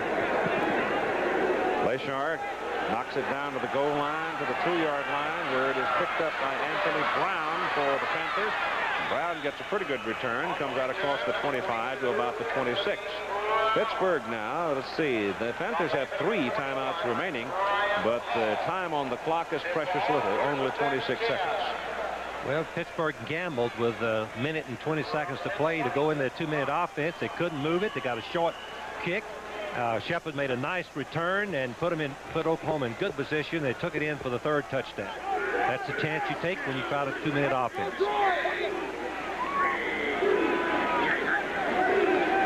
John Conjemi to throw it. Pass is overthrown and incomplete, intended for Bill Wallace. Conjemi has lost a lot of his poise that he had last year, and I think the Oklahoma rush is the reason. I am really impressed with the 3- and 4-man rush. It is putting good pressure on the Pittsburgh quarterback. Conjemi is now 6 out of 16 in the first half, and the yardage you see there of 60. It's not a winning pace. And that's way below what he did last year and in the first ball game. Casper has not seen the ball, the flanker for Pittsburgh. He's to the bottom of the picture. Conjemi looks into that bright sun trying to find somebody to throw it to, but there is nobody to throw it to, and furthermore, he can't get out of bounds, as Bosworth, a 230-pound linebacker, ran him down. Bosworth is a fine football player. We are repeating, coaches think he's going to be one of the best. And the first half is over, and you got some hoots from the home folks at Pittsburgh as the Oklahoma Sooners lead the Panthers by a score of 21-3. Now here's Tim Brandt with Coach Barry Switzer. All right, Keith. Now, you had some problems offensively getting the bone going there in the first quarter. It looked like they were confusing the read a little bit, but then you went past, and boy, it's productive. Well, Tim, we 2 pretty good defensive football teams, I think, and we knew they'd play a hard front. We were going to have to throw the football, and that's what we did the last 2 drives. We looked pretty good, 2 50-yard drives to score. I like their 2-minute offense. Frank Broyles, we never had a 2-minute offense at Oklahoma before. Barry, it's good to see you smile, but you've got to be concerned now with a couple of the injuries. You got Kevin Murphy, Earl Johnson's hurt. Well, and it's Tillman's at home, and I've got 2 freshmen starting my backfield, so we're beat up football team. Defensively now, you've really put a lot of good pressure on Conjemi, but you have had some problems now. Getting back here, I think Dante's had the ball twice in his hands and dropped it. Tuloski's got a great field position, but we got to play defense in the second half like we have the first half. Okay, good luck, Barry. Keep them going. All right, so we'll be back with the halftime activities here at Pitt Stadium after this message and a word from your local stations.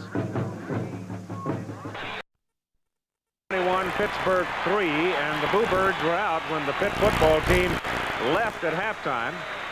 And this time when Pitt starts to come back on the field, there is a scattering of applause, but the second quarter was the sole property of the Oklahoma Sooners, Frank, and the Pitt offense just hasn't done a thing.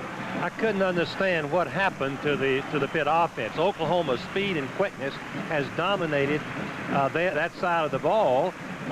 Pittsburgh has got to find some way to burn Oklahoma in their gambling defenses. Otherwise, they're not going to do anything offensively. Well, now, they only ran behind Freilich, their All-American tackle, 6 times in that first half. What's the matter with just putting a hat on everybody and knocking them down and crunching the ball down the field? That's a good strategy. I think what stops them from doing it, Keith, is a freshman tailback. They're not sure who is their tailback right now, and unless you've got a good tailback, the I formation is not a good formation to be in. So we are at 21-3 with Oklahoma now starting to take control of the football, and the first few minutes of this second half will be very important for the Panthers. This ABC Sports Exclusive is being brought to you by Chevrolet. With the Oklahoma will get the football to start the second half. Lioncourt kicks off for Pitt. Rhymes and Shepard are deep. And it's Shepard 2 yards, 3 yards deep in the end zone, and he'll put it down. It'll be Oklahoma at the 20. Here's Tim Brandt. Keith, I just talked to Pitt head coach Coach Fazio. He is really upset with his ball club. They're making mistakes. They're killing themselves. He says he wants them to go back to what they were doing against BYU and execute. He says they can beat this club. He says they can execute on defense. They have 81 yards total offense. He says that's not acceptable. He wants his team to come out. If they do that, they maintain their composure. He really strongly believes that they're going to beat Oklahoma. Well, he's got a fair mountain to climb, but we'll see. Very steep mountain. Oklahoma first down at its 20. with Bradley. Back to throw on the first down play. Goes to the sideline. Buster Rhymes. Rhymes can't hold on to the football up on the 28 as it squirts away from him. That's an awkward position for a receiver to be in. Defensively for Pitt, Dolman 245, Bushkowski 255, a tackle, Atiye 240 in the nose guard, Quentz a tackle 250, and Bill Sapio the other end 220. The linebackers are Al Desert 225, 6'4", a great player. Troy Benson 6'2", 225. Give you the secondary in a minute as Bradley turns and hands the football off to Patrick Collins, and they stuff him short of the line of scrimmage by a yard, it appears. The secondary is John Lewis, 180-pounder at corner. The other corner is Melvin Dean, 175-pounder. And the safeties are Reggie Smith, the strong safety, 195, and Bill Callahan, the free safety, also 195. Ball is setting on the 19-yard line now, and it's 3rd down and 11 for Oklahoma. So they've tried 2 running plays and nothing has come of it. Passing play rather, and then a running play. Danny Bradley on a deep drop. A lot of pressure on him. Ducks away from it. Gets outside. And he's got a first down as he tiptoes out of bounds at the 32. Well, that's the Danny Bradley we've seen in times past. What a jitterbug Bradley is. 5'9", 185 pounds. 2 men from Pittsburgh had him for a loss. Look at the right of you. First, the left of your screen. Now he dodges a couple of, yes, that was Smith, and then sprints down the boundary, keeps his foot in bounds, and makes the first down. What a play. Got all of that without contact, too. Didn't pay for it. First down, Oklahoma at their own 32, leading 21-3, and Bradley again on that quick drop goes outside. Shepard makes the catch. And look at this. He had only one more step to get through those last 2 defenders, and I don't know if anybody in this county would have caught Shepard, but they do get him down. But he's got another first down for Oklahoma. A different Oklahoma offense, throwing the quick out pass with his one-on-one coverage. On first down, Shepard is quick. He's a good runner. You can see him do a little sidestep, and Dean goes to the ground. A couple other Pittsburgh Panthers miss him, and as Keith mentioned, only one man stopped him from going a long distance. Now 43 yards on 3 catches for Shepard. He scored 1 touchdown. First down Sooners. Ball at their 43. Bradley going down the line with it. Going to keep it. This is the kind of stuff that works well against the Stanford Cardinal in the opening game last week when Bradley carried the ball 30 times for 108 yards. This is the offensive unit that Oklahoma started the ball game with, excepting, of course, Earl Johnson, who was hurt, took a knee in the stomach. But it's Collins now in at that left halfback position with Sewell, Carr the fullback, and Buster Rhymes, a wide receiver, alternating at times with Darrell Shepard. And namesake up there at the top, he has not caught the ball today. In fact, he has not seen the ball. First down, Oklahoma off the Pitt side at the Panthers 42 now. As the Sooners come out moving the ball. This is Carr, the fullback, into the middle. And he gets maybe 2, where Tony Woods, a sophomore out of Newark, New Jersey, brings him down. In the second quarter, to give you some idea of how this ball game turned, OU outrushed Pitt 92-12, outpassed Pitt 37-34, and out-first-downed them 6-3. That's how they got on top. But the 2 of the 3 scores by Oklahoma, actually all 3 of the Oklahoma touchdowns resulted from either short kicks or mistakes by Pittsburgh. Right now, the Sooners are chewing on the Panther defense. Call it 2nd down and 9. Bradley pitches that ball outside. Ball is dropped by Sewell, and Sewell can't get back to it, and Pittsburgh's got it. And so the Sooners return the favor. They make another mistake, and the Panthers pounce on it at midfield. Tim Quentz on the loose football. The pitch to him was behind him. Watch the penetration, how slow Bradley is after the fake. But you see number 35, Haywood, coming in from the cornerback position, gets penetration. The pitch was behind, as Keith mentioned, and is on the ground for the recovery by the Panthers. Big break, something they had to have if they were going to get back in this ball game. Well, in that particular kind of a play, Frank, there's nobody trailing offensively to get the ball. If it's on the ground, the defense has a very good chance to get it, and they did. And Jimmy's going to go to the air deep down the sideline. incomplete. Oh, and the Pittsburgh Panthers are yelling interference by the defensive halfback or safety Brown. He gave him a good push, and the ball was in the air. Gave the receiver a good push. Official did not see it. It was intended for Gladman coming out of the backfield, but that is a long circling route for somebody coming out of the backfield, and Jimmy hung that thing up there like a big hot air balloon. What Pittsburgh is trying to do is get the, you can see that the defensive back, offensive receiver Gladman has been pushed out of bounds, but what they're trying to do is get the back out of the backfield deep. Deep drop this time by Jimmy on 2nd down and 10. Throw short to Wallace. Wallace is caught and dropped at the Oklahoma 46. So they're going to be looking at 3rd down and about 3. Kevin Murphy is off the field now with an injured foot. Troy Johnson playing in place of him. Tommy Flemings is a big tackle, 255. Casillas, the nose guard, 270. Richard Reed had a big first half, 240-pound tackle. And Darrell Reed, 220-pound defensive end. Dante Jones, good first half at linebacker, a freshman, and Brian Bosworth, another freshman, at the other linebacker spot. Boy, I tell you, they're young. Look out down the road. 3rd down, call it 4 for Pitt. Quick pop out here for Wallace. He gets away. Bill Wallace caught the ball, shook off an Oklahoma defender, and Dante Jones, the linebacker, finally runs him out of bounds. You're going to see Sonny Brown out here on Wallace, number 25. Just a little hit pass. He gets the ball. The receiver gets the ball in time to give a little move. Brown misses the play. Jones finally runs him out of bounds. Otherwise, it would have been a touchdown. First down, Pittsburgh. The ball at the Oklahoma 28. So the Panthers trying to mount a comeback here in their first possession of the second half. And this possession is very important. Jimmy looking to pass, can't do it. It runs down just short of the 25. The Oklahoma secondary is Andre Johnson, a freshman out of Houston. Jim Rockford is a senior from Illinois at the other corner. The safeties, Keith Stanberry. Keith is a senior, and Sonny Brown is a sophomore. The Pitt offense, the same unit that started the ball game.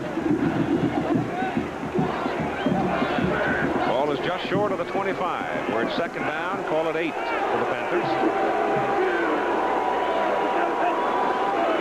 And Jimmy has protection, lobs it up for Wallace in the end zone. Touchdown! Great catch by Wallace.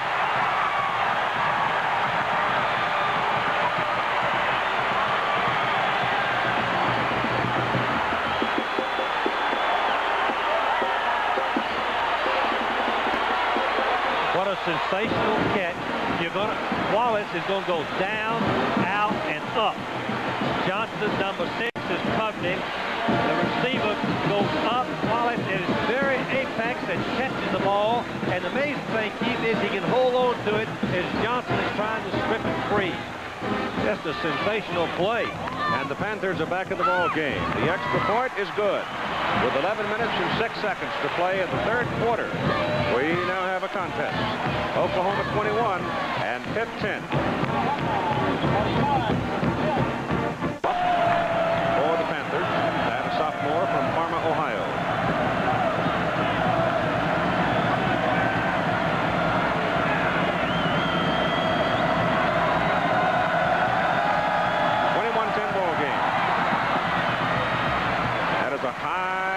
Kick to Shepard, and he muffs it and will not return it. And so once again, Oklahoma will go to work from the 20. Let's go back and look at the touchdown pass. Wallace, number 25, the wide receiver, caught 45 passes last year. Good fake. He gets a little bit of advantage. Johnson, number 6, played in man-to-man. You can see Johnson not playing the ball. He is to turn and play the ball whenever Wallace leaps. Johnson goes up just a little bit late. Wallace comes down with. The amazing thing to me is he holds on to the ball right there when he hits the turn. Great play. Sooners go to the ground game. Hand the ball off to Steve Sewell, a senior from San Francisco. And the Pitt defensive people now come out storming. And they give him 2 yards on that play. No, give him 4 yards on that play. Pittsburgh defense should have a lot of momentum right now. They got the ball away from Oklahoma. The offensive team took it in for a touchdown. Now it's their assignment to go back and get it again. They're right up on the line of scrimmage.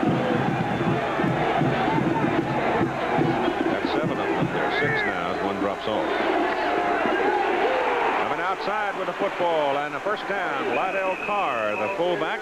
He's long-legged. He got up to the 34-yard line in a hurry. Lydell Carr from Enid, Oklahoma. Highly recruited, true freshman. Just been on the campus a few weeks and playing a very difficult position in the wishbone. As you can see what he's done today, a difficult position is that fullback, having to read the blocks and the triple option. Carr's just done an outstanding job in both games. First down Sooners, their own 34. They lead by 11.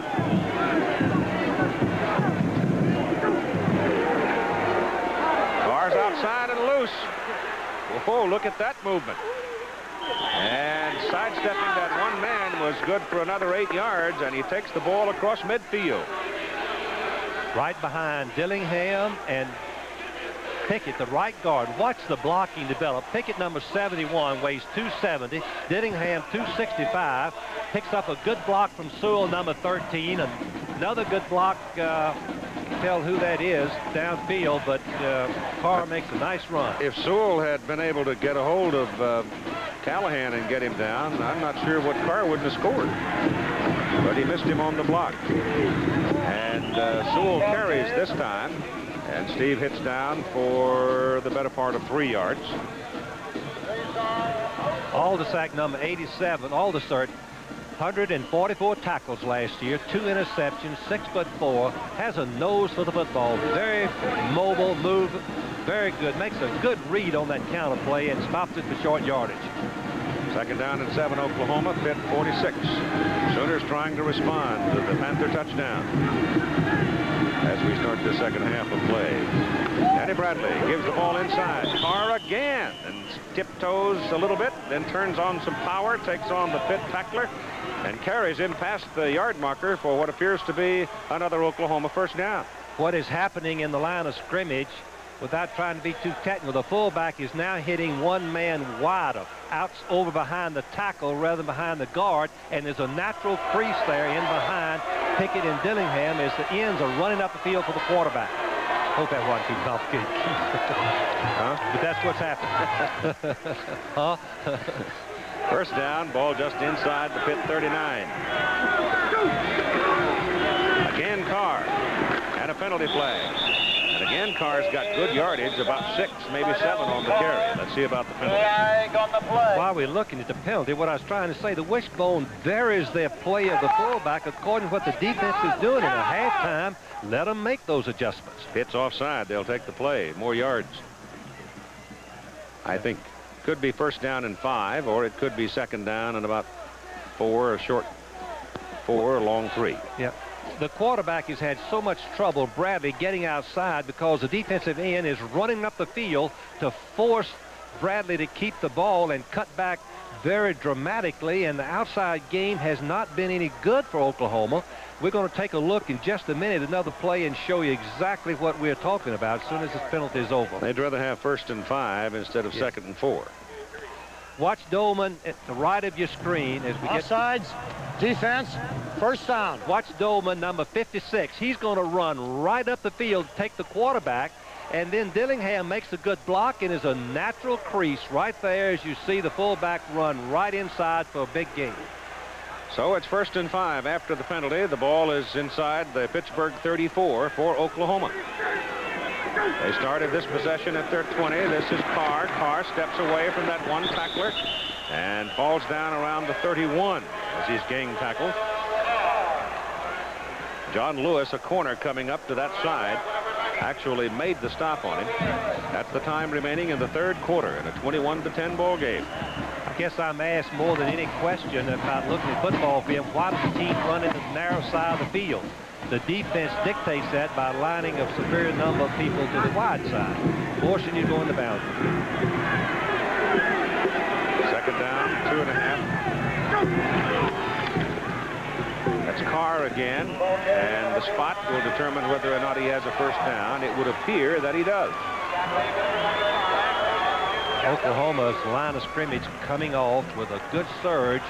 Pittsburgh going through the gaps and coming up the field, leaving some just very natural openings for the fullback, and Carr's picking up momentum. Notre Dame in Missouri 2 weeks from today. That'll be played down in Columbia. They're going to have a big party honoring Coach Don Perot, I understand, on Friday night. Your former boss. Yes, or friend. What a great man he was. What a distinguished modern career he's had. Ball is at the 27 for Pitt. And they give that ball to Carr again. He's going to sleep well tonight.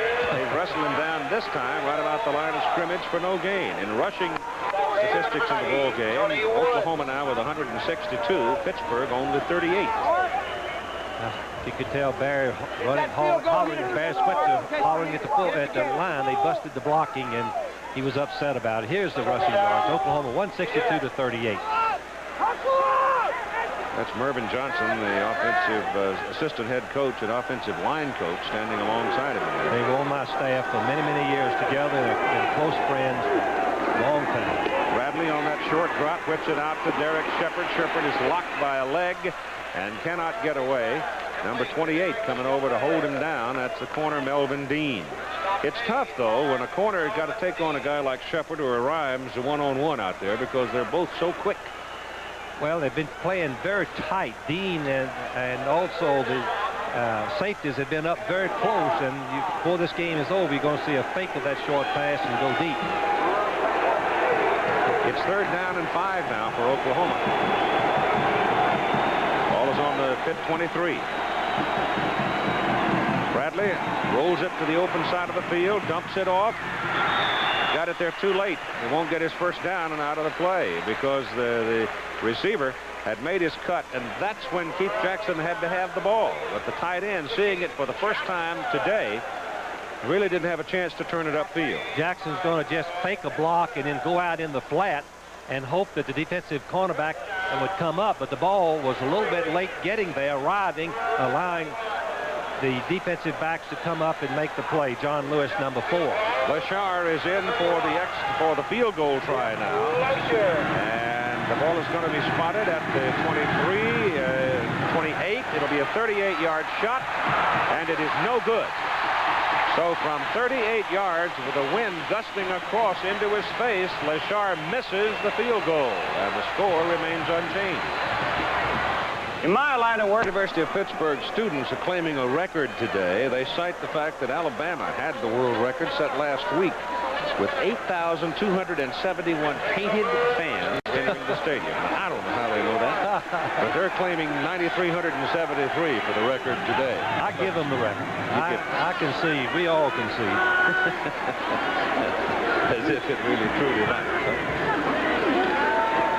Jimmy back to throw it on 1st down. Gets it away over the head of Bill Wallace.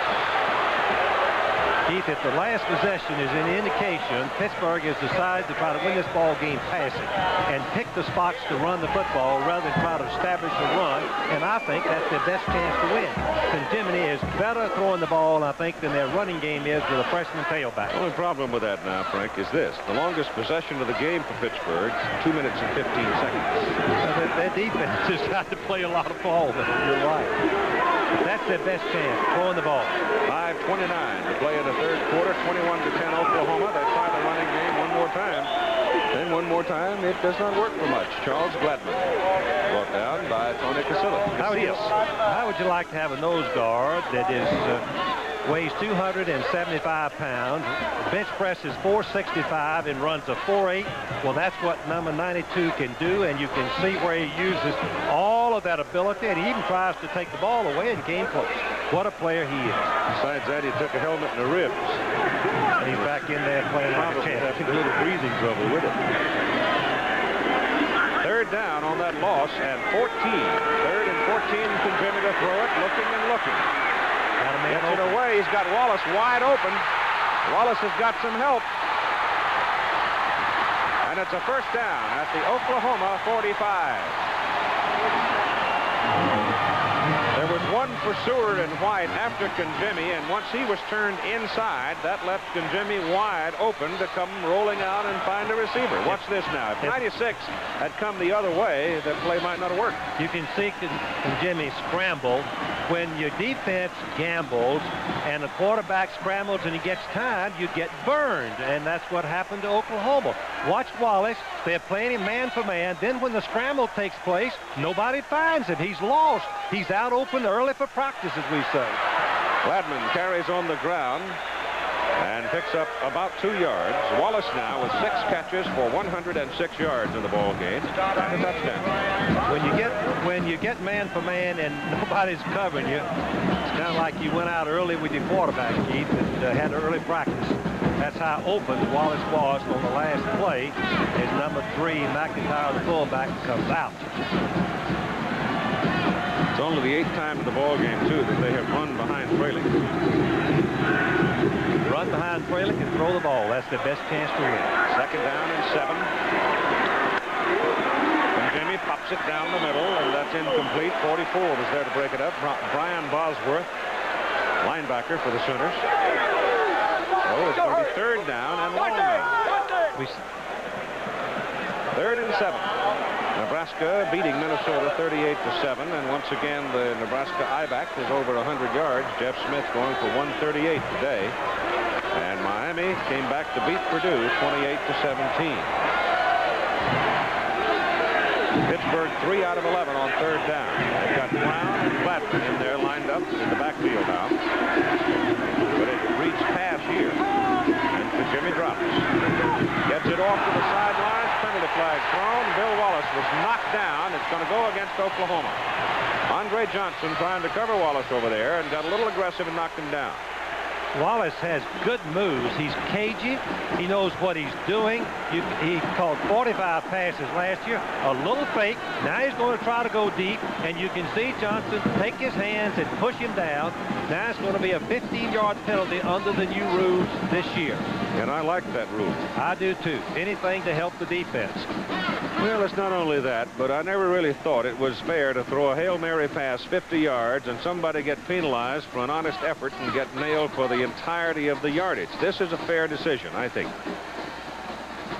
It gives them a 1st down. It gives them a substantial amount of real estate, and without penalizing effort. Well, the only bad thing about the penalty is if a defensive man is whipped on the play, it's an obvious touchdown. He can then push the man down and get a touchdown. But balancing all things, I think it was a good rule. I'm for helping the defense a little bit. I didn't think college football was supposed to be a 45-44 game. Defensive pass interference. 1st down. That's a...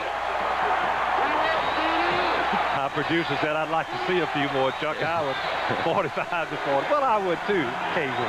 27-yard line now. Pittsburgh 1st down. Oklahoma defense being back down the field. Passes away, and it's off the hands of Chuck Scales, swinging out of the backfield. Incomplete. Thrown hard and a little too high. Keith, that's a good call because Jimmy had the man open. He was heard it, put too much stuff on. If he just laid it up with tissue paper, it would have been a touchdown. John is now 10 out of 24 for 146 yards of the ball game. And he's regained his confidence. That's obvious. 3.5 minutes to play in the 3rd quarter. Oklahoma leading by 11, 21-10. Throw again. Passes away. Good to Wallace. Wallace is caught instantly by Tony Rayburn, a sophomore out of Oklahoma City. The toughest position to rush the pass, as we said early, is the nose guard. But here's an isolation on Wallace. Little delay pattern. Thinking he's going deep and is coming underneath the tight end. Good reaction by the defensive secondary, number 35, Rayburn. But here's Casillas, number 92. 1 man, 2 man, sometimes 3 men blocking on him. But look at his determination. Just keep pushing back, trying to get his arm up in the air. Looks like Mike Ruth in the 2nd half of last week's Boston College Alabama game. He just got stronger and stronger and stronger as the game went along. And Casillas is doing the same thing. Pittsburgh has called timeout now. They're down on deep in Oklahoma territory. Some confusion, so Jimmy wanted time to talk about it. So they've had their talk from the sidelines now. And they're looking at 3rd and 6. Ball just inside the Oklahoma 23. Jimmy is thinking. Dearly love to have 7 here. Yes, he wants 7, but he wants to be sure not take the loss and throw for an interception.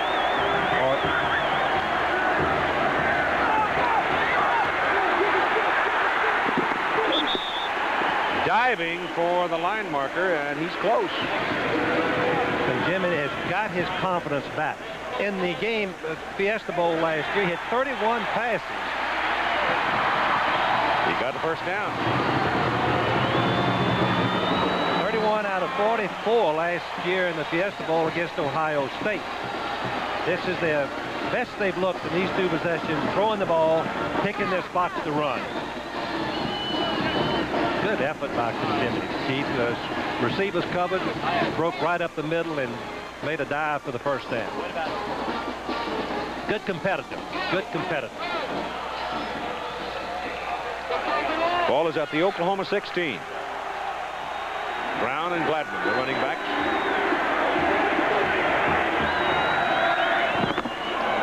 Oklahoma almost jumped. That's Gladman.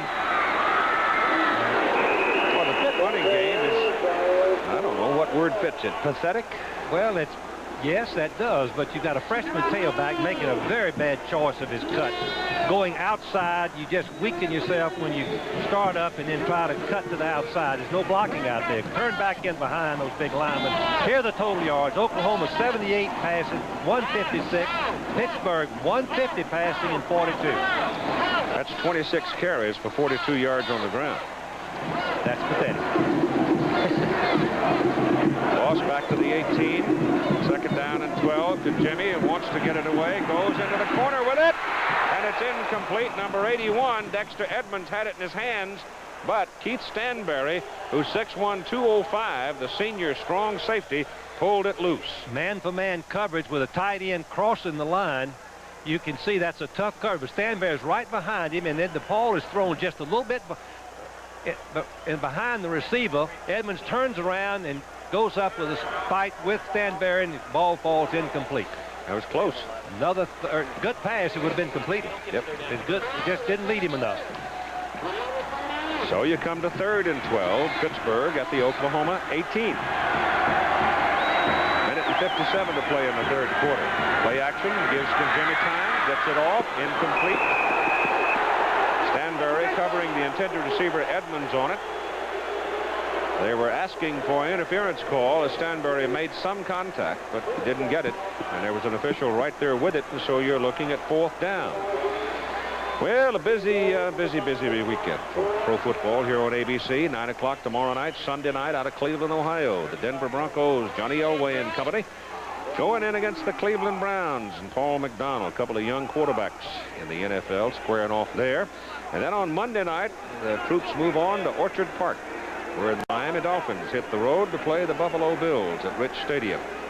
Both games 9 Eastern time, live here on ABC. 35-yard field goal by Mark Brasco. He is no good. Well, he hit one from 37. He missed one from 35. 1:17 to play in the 3rd quarter. 21-10 Oklahoma. Oklahoma will come back now from their 21st down, and you've got Jerome Ledbetter in the ball game for the first time. Jerome, a senior out of Muskogee. Played a lot during his career. And they give the ball away to Patrick Collins, the freshman out of Tulsa. And Collins wiggles around for a couple of yards. BYU in the 4th quarter now, out to 31-9 over Tulsa. Don't doubt the quality of that BYU team. And Ohio State had a rough time with Oregon State last week, pounding Washington State this week. Florida winning big today. And Florida State, I think, is going to be one of the tough teams of the year. Another big day for Greg Allen. And a new Florida State rushing record. Bradley pitches that ball outside. And Sewell can't turn it upfield. Melvin Dean made that play. He's a senior at Pitt, comes from Cordele, Georgia. Made a sensational tackle, open field tackle. One of the most difficult things to do is come up and force the ball carrier to turn inside and make the play also. You can see Dean, number 28, gets his head in front of the ball carrier, wraps his leg or arms around the leg, and pulls Sewell, who is 6'4", 215, to the ground. It is 3rd down and 7 for Oklahoma. And Lydell Carr is back in there. It reads pass. It will be. No, it's a draw as Bradley comes up the middle with it and steps away to a first down. And goes out of bounds to avoid the punishment as he reaches the 35. That was a call play. The quarterback draw. Watch the guard. Right in the middle. You can see the blocking take place as Bradley takes 3 steps back and the rushers just take themselves right out of the play. A big opening for Bradley. A good cut there, which allows him to make enough yardage for the first down. Umpire was the only obstacle there for a moment for Bradley when he started. First down, Sooners, their own 35. They lead 21-10 with 27 seconds to play in the third quarter, and this is Carr running up the middle. And finally hit, takes the solid contact to give you an idea how strong the freshman is. Having taken that whack from Troy Benson, he turns around and walked backward for another 1.5 yards. Oh, he did, because Aldisert, the other linebacker, hit him from the side just as Benson did. 2 fine defensive football players sandwiched him. So the third quarter is over, and after 3, 21-10 Oklahoma. We'll continue after this commercial message and a word from our local stations. Third quarter stats. Oklahoma leads in first downs and rushes. Pittsburgh leads in passing.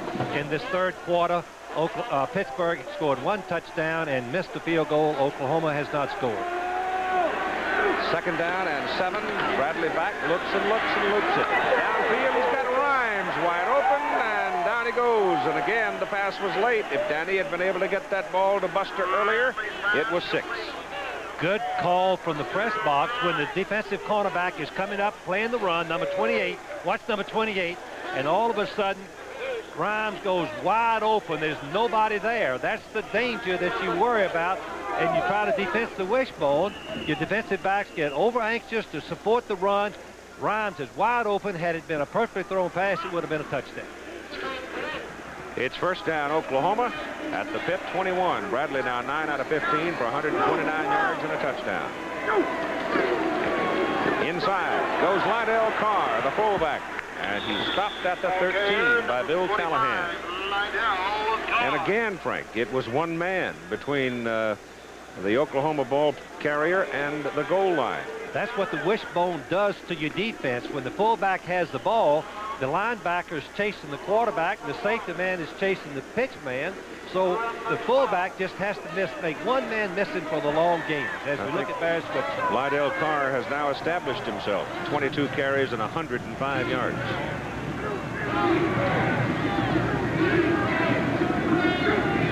Second down and 1. Into the middle goes the play. The surge for the first down. Looks like they've got it. And from our studios, here's Jim. Coming live. Jim Lampley again in New York. There's a major upset brewing in Palo Alto, California. Mike White's first trip back to the Bay Area since leaving California, but his Illini now trail Stanford, only 1 win a year ago. 31-13 in the fourth quarter. That touchdown run by Kalana Park made it 31-13 as the Cardinal tries to upset the Illini. Back to you, Keith. Well, that's Jack Elway. He's a good football coach. Elway had a great record at San Jose State, knows how to score with that football. Evidenced by the score we just heard. Oklahoma beat him 19-7 last week, but they're out in Palo Alto this week.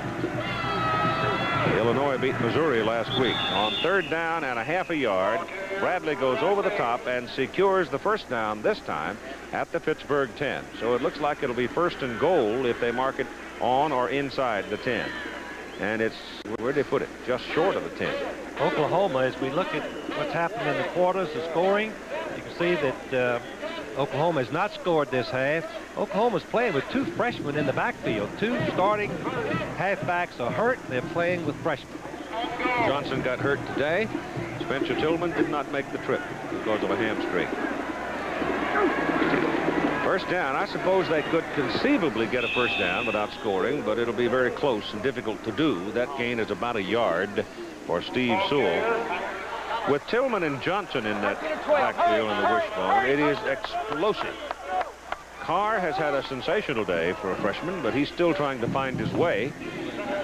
So when they get them all healthy, I don't know, look out. That's Carr. Johnson rushed for 945 yards last year, and Tillman for over 1,000 as freshman. On second down, they go inside with Carr, and Carr is going to be benched and brought down just about the 7. So it'll be third down and long.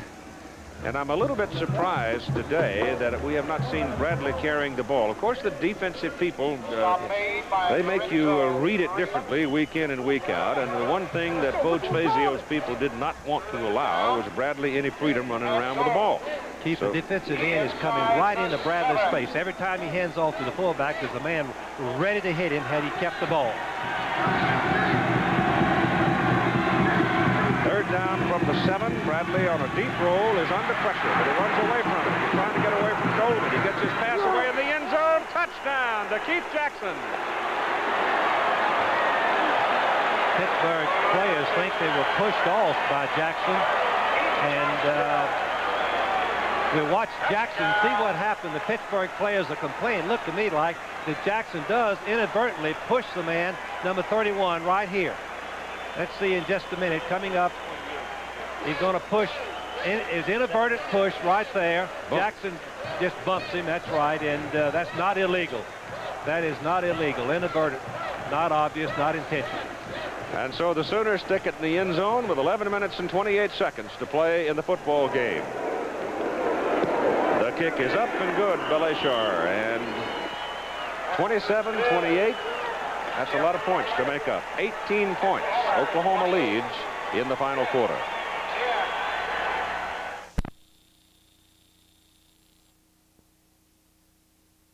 It's the first one of his career. He's only a freshman out of Little Rock. Broke a lot of Arkansas hearts when he went north to Oklahoma. I guess that's north, isn't it? Sort of sideways, actually. Sideways to Little Rock, probably. But that was an impressive drive by Oklahoma. They went 80 yards in 11 plays. They chewed up 5 minutes and 19 seconds of the clock and rebuilt the lead to 18 points. Dante Wiley, 3 yards deep. No, he won't come. Next Saturday, no football here on ABC as we bring you boxing. First off, we've got Richie Sandoval defending against Edgar Roman, the WBA Bantamweight Championship out of Monte Carlo. Then back to New York City for the Fifth Avenue Mile. And then ABC's Wide World of Sports will go back to Monaco, and we will have Donald Curry defending his welterweight championship, WBA, against Nino LaRocca. And as soon as those fights are over, I'm heading to Switzerland and around the Gulf or two. You're going to play golf in Monaco? I don't think so. I'm going to Lausanne. And your wife's going with you. Kanjimi in trouble, but running away from it, and he is finally corralled at the 21, maybe the 22. Dante Jones running him down. Boy, those linebackers, they're both freshmen. They both can fly, and Kanjimi is shaken up on the play. That'll get Cummings warming up in a hurry. Cummings was the starting quarterback last year. I think he had a very serious injury in the Tennessee game, the first game of the season, and Jimmy came in and took his place and has held that spot since. Looks to be a leg problem for Kanjimi. There's John Cummings, number 10, getting out in a hurry, starting to warm up. As they tend to Kanjimi, you've got 11 minutes and 11 seconds to play in the football game. Tim Brandt will check on it for us, but it appears to be a knee. And Cummings is into the lineup. John gets the pass away. The pass is incomplete, intended for Tom Brown. John Cummings is a junior from Montclair, New Jersey, 6'2", 195. He's a good quarterback. There's no question about his ability. But there's a lot of pressure on him coming into the ball game, trailing by 18 points, looking at the blitz of Oklahoma on virtually every down, knowing that he's got to throw the ball to win. Oklahoma knows that. Very tough situation to perform, coming cold off of the bench. It is third down for Pittsburgh. The ball is at the Pitt 21. 3rd and 9. They've got 3 wide people now as John Cummings drops back to throw. The pressure is on. Pass is away. The pass is good. But it is well short of the first down, and there's a penalty flag back there, and I think it might go against Pittsburgh because somebody had penetrated. I didn't get his number for Oklahoma. It looked like Mike Aljo, 61, And Dexter Edmonds or somebody, I don't know who it was. Dexter Edmonds clipped him from behind, trying to keep him off the passer. Almost tackled him. Yes, that's about what he did. Holding. Offense. Refuse. 4th down. They refuse the penalty because it brings up 4th and about 6. And so Pittsburgh will have to go to the punt. Here's the play. Now you see Aljo 61 coming. And you see number 81, Edmonds, just fall on his legs from behind as the Oklahoma player was free for the rush. Illegal use of the hands, holding, whatever. Chris Jellick is in to punt for Pitt now with 10:20 to play, and some of the folks are going home. Not a particularly good kick. And Sonny Brown in the receiving position for the first time puts it down for Oklahoma at the Sooners 47. Here's Tim Brent. All right, Keith, I was just talking to John Conjemi. He's right here. They're still working on it. They have packed his right ankle in ice. It's the outside part of the ankle, just above the foot. He said it just turned under him on the artificial surface. He went down. He's in an awful lot of pain. He was asking how much time is left in the game. He wants to get back in, but right now it doesn't look like he'll be back. Okay, Timmy. Bad luck for John. Ball is on the 46. First down, Oklahoma. It's awfully good field position, especially their possession coming off an 80-yard drive for a touchdown. Pete's on the Pitt defense right here. They give the ball to Carr, and he gets a couple from the 46 to the 48. Looking into some of the baseball scores of the day, Chicago beat New York 5-4, so the Cubs continue their march. San Diego lost, however, to Houston 3-2. In the American League, Detroit beat Toronto, and California clobbered the White Sox 11-2. Reggie Jackson is now within 2 home runs of 500. He had 498 the other night. I don't know if he had one today. Jerome Ledbetter comes into the backfield now for Oklahoma. 2nd down and 8 for the Sooners. Bradley with that little quick drop, little pop outside, and it's going to be a first down and a fumble, and Pittsburgh's got the football. Pittsburgh's got the football at their 42-yard line as Derek Shepard had the catch, trying to wrestle away and pick up additional yardage. And how many times have you seen that happen? Shepard just forgot about the football as he starts his little dance. He's wide open. You can see him just shuffling those shoulders in the headgear. Now protect the ball. But it was just stripped out by number 54, Benson, and Pittsburgh has an opportunity. Incidentally, Reggie Jackson did hit a home run today, so Reg has got 499. That's 21 for the year.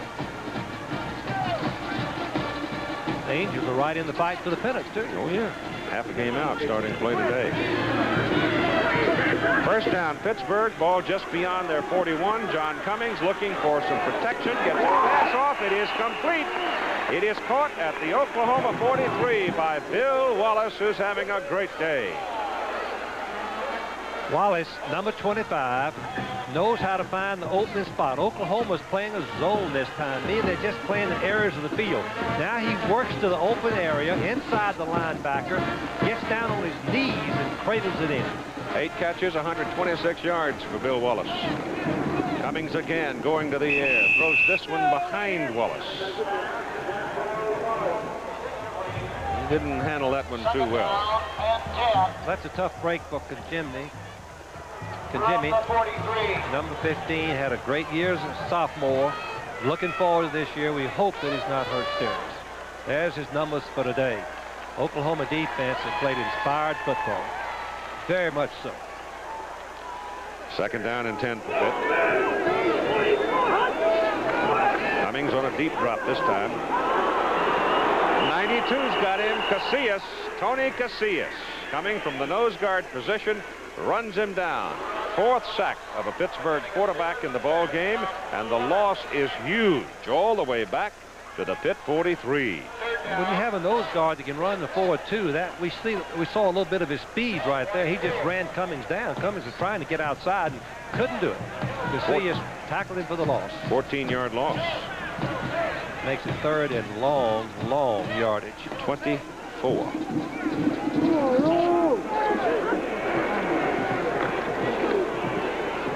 Down the middle, Edmond looks it, grabs at it, can't come down with it. Dexter Edmonds had a chance at it. Cummings put the ball right in the middle from behind the offense. You can see that anytime you throw in the middle, you have to throw it over the linebackers and in front of the safety. The ball goes right over the linebacker in front of the safety. Perfect throw, but Edmonds just could not hold it. Ball goes into the air, and Rockwood came close to intercepting. On 4th and 24, they'll punt it. Jellick is in. Sonny Brown deep for Oklahoma. He has not had a good day kicking the ball. It takes an Oklahoma bounce. Everything's going bad right now for the Panthers. It'll be Oklahoma's ball, first down at their own 33. That was a 23-yard punt. 8:11 to play. When the well runs dry on you on personnel sometimes, these days under the 30-95 rule, takes a while to get it back in order. I talked to Barry Switzer about it. It's brought parity in college football, and the dominant powers are still the powers today. But I'm going to tell you, they got to play every Saturday. They don't go out and hang a half 100 on a half like we used to in the good old days. That's true. You just there is no dominant team. That's right. A key injury here or there, and you've moved from a power to an also. Here comes Oklahoma now, first down just outside the 33, leading 28-10. They'll stay on the ground as long as Pittsburgh will allow it. Steve Sewell picks up the yardage for him there, and he got a fair gain out of it, close to 5 yards on the carry. In the running game today, it's been Oklahoma 48 carries for 191 yards. Pittsburgh has 28 carries and only 30 yards. Well, that's about what we expected as far as Oklahoma's concerned, but I thought Pittsburgh would run a lot more as we look at some other scores. The point is, too, that Oklahoma was -2 in the first half. This is Sewell, and Sewell has got the first down as he gets out to the 45. What was that Air Force Wyoming score? I missed it.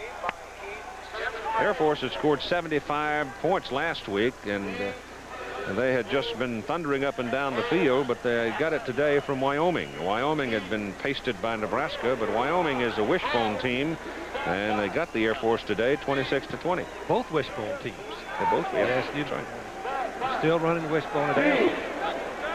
Oklahoma, Keith, are in 2 tight ends, a power offense. Pittsburgh has everybody on the line of scrimmage rushing.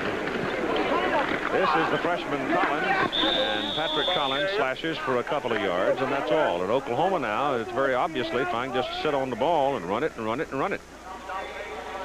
Pittsburgh has 2 timeouts left, but I think that's academic. 28-10 ball game. It was that long march, 80-yard drive by Oklahoma that got them the touchdown in the 4th quarter that's making all the difference, because Pittsburgh had come back in their first possession of the second half and took it right into the end zone to make it 21-10. But they haven't been able to do much since, and it's Sewell carrying here, and Sewell gets it out to midfield and just over. Midfield stripe.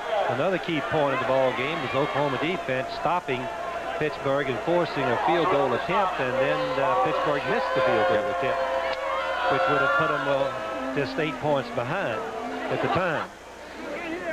Well, I've got to say at this particular moment, I don't think the Pittsburgh team is it's not a top 10 team. No, they're not. They have, the offense has not been successful. They've been making mistakes. Could not run the football. You got to run the football some. The pass is away, and over here wide open as Bradley hits Sewell, and Sewell's got an Oklahoma first down at the Pitt 36. Once again, Mac Brown, the offensive coordinator, as Barry Switzer told me, is a brilliant offensive coach. He was the one, Keith, at LSU 2 years ago that helped take the LSU Tigers to the Orange Bowl and a near victory over Nebraska. Good fake in the backfield, wide open receivers. You can see when you play the run, look how wide open the receivers get. Bradley has now hit 7 in a row, Frank, which gives him 12 out of 18 for the day and 161 yards, plus the fact he's accounted for 2 touchdowns. Up the middle goes Carr. And Carr has a first down for Oklahoma, just short of the 10-yard line. Evidently, Bradley is doing a good job of moving the play around. You can see that the play is going to be run right up the middle. A little trap play. Good blocking by Chuck Thomas, number 73, the all-conference Big 8 center. Good blocking downfield. The tight end gets down and makes the block there. Carr just continues to fight for yardage and eat up the clock. Well, he's got 26 carries for 136 yards. Pretty good day. True freshman from Enid, Oklahoma. Got it again. This time there is a collision.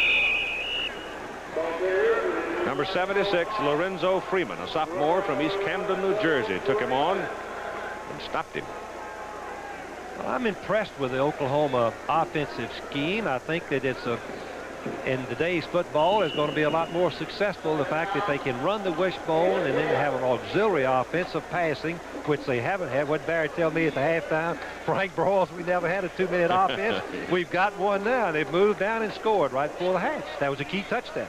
They've run for 228 yards today. As we look at the great communicator of college football, I think Barry Switzer communicates, I think, as well as anybody the game has ever seen. There's your option to the outside. Steve Sewell, touchdown.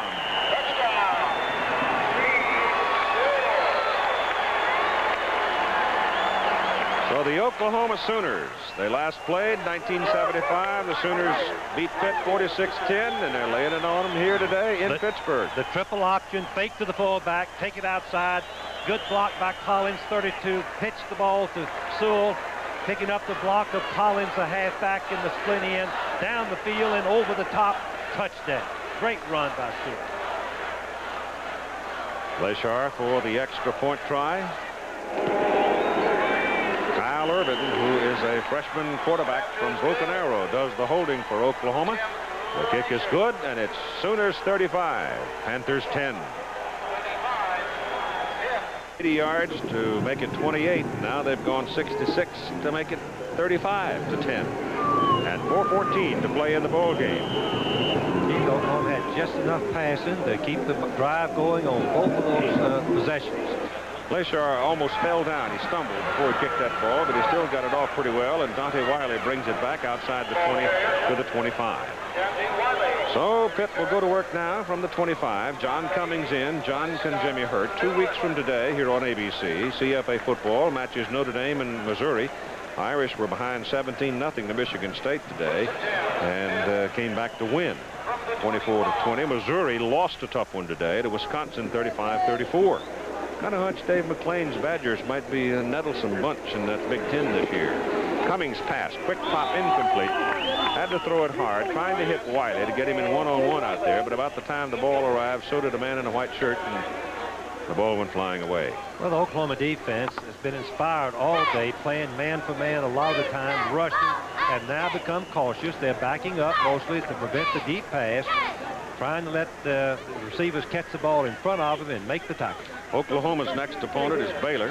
Pitt plays Temple next week over in Philadelphia.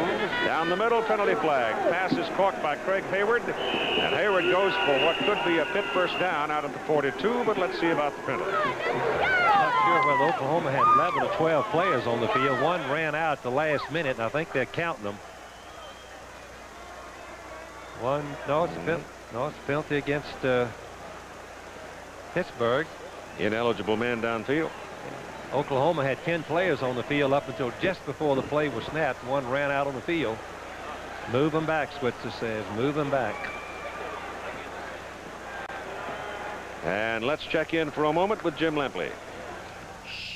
We'll try to keep you up to date on some of the scores now in the closing moments. 3 big upsets today. Washington's defense stifled Michigan, and the Huskies got a 13 of 16 performance from quarterback Hugh Millen as they beat third-ranked Michigan. Penn State upset Iowa 20-17. At Iowa, the big factor for Iowa, turnovers, and Penn State won without D.J. Dozier, their top running back. And Georgia Tech beat Alabama 16-6, dropping Alabama to 0-2. The last time that happened at the beginning of the season was in 1956 under a coach named J.D. Whitworth. Back to you, Keith.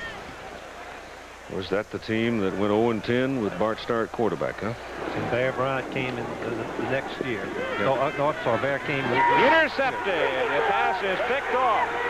And it could be, it is. Touchdown, Oklahoma, Ricky Dixon.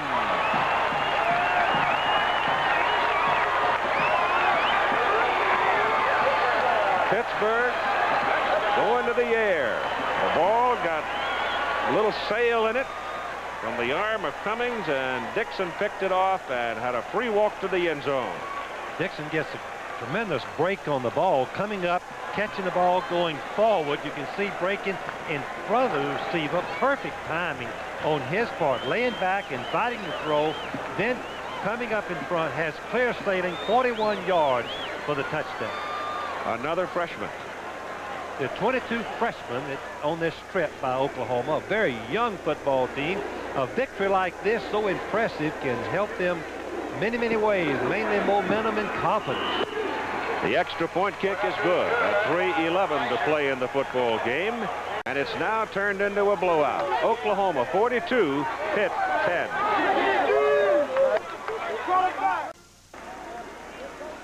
A 42-10 ball game with 3:41 to play. Penn State coming up with a big win today. I would imagine some of the thinking might be that the balance of power may possibly have shifted back toward the middle of the state with the Nittany Lions. This Pittsburgh team's loaded with talent. It's not quite at the point where the offense can be very productive. Donnie Wiley brings it out across the 20 up to the 22, and more information now from Jim. We showed you the upsets. Here are three top teams that won. Nebraska beating Minnesota 38-7. Jeff Smith 183 yards, and the Huskers lost 4 fumbles, but won big anyway. Miami came from behind to beat Purdue 28-17. The difference in the ball game, superior Miami running in the second half. Kozar didn't throw a touchdown pass. And Ohio State rolled over Washington State 44-0. Byers 145 yards, 2 touchdowns. Keith? That cuts me up a little. Handoff is inside. Mark Bailey carrying for Pittsburgh. What do you see, Frank? Now, we know full well.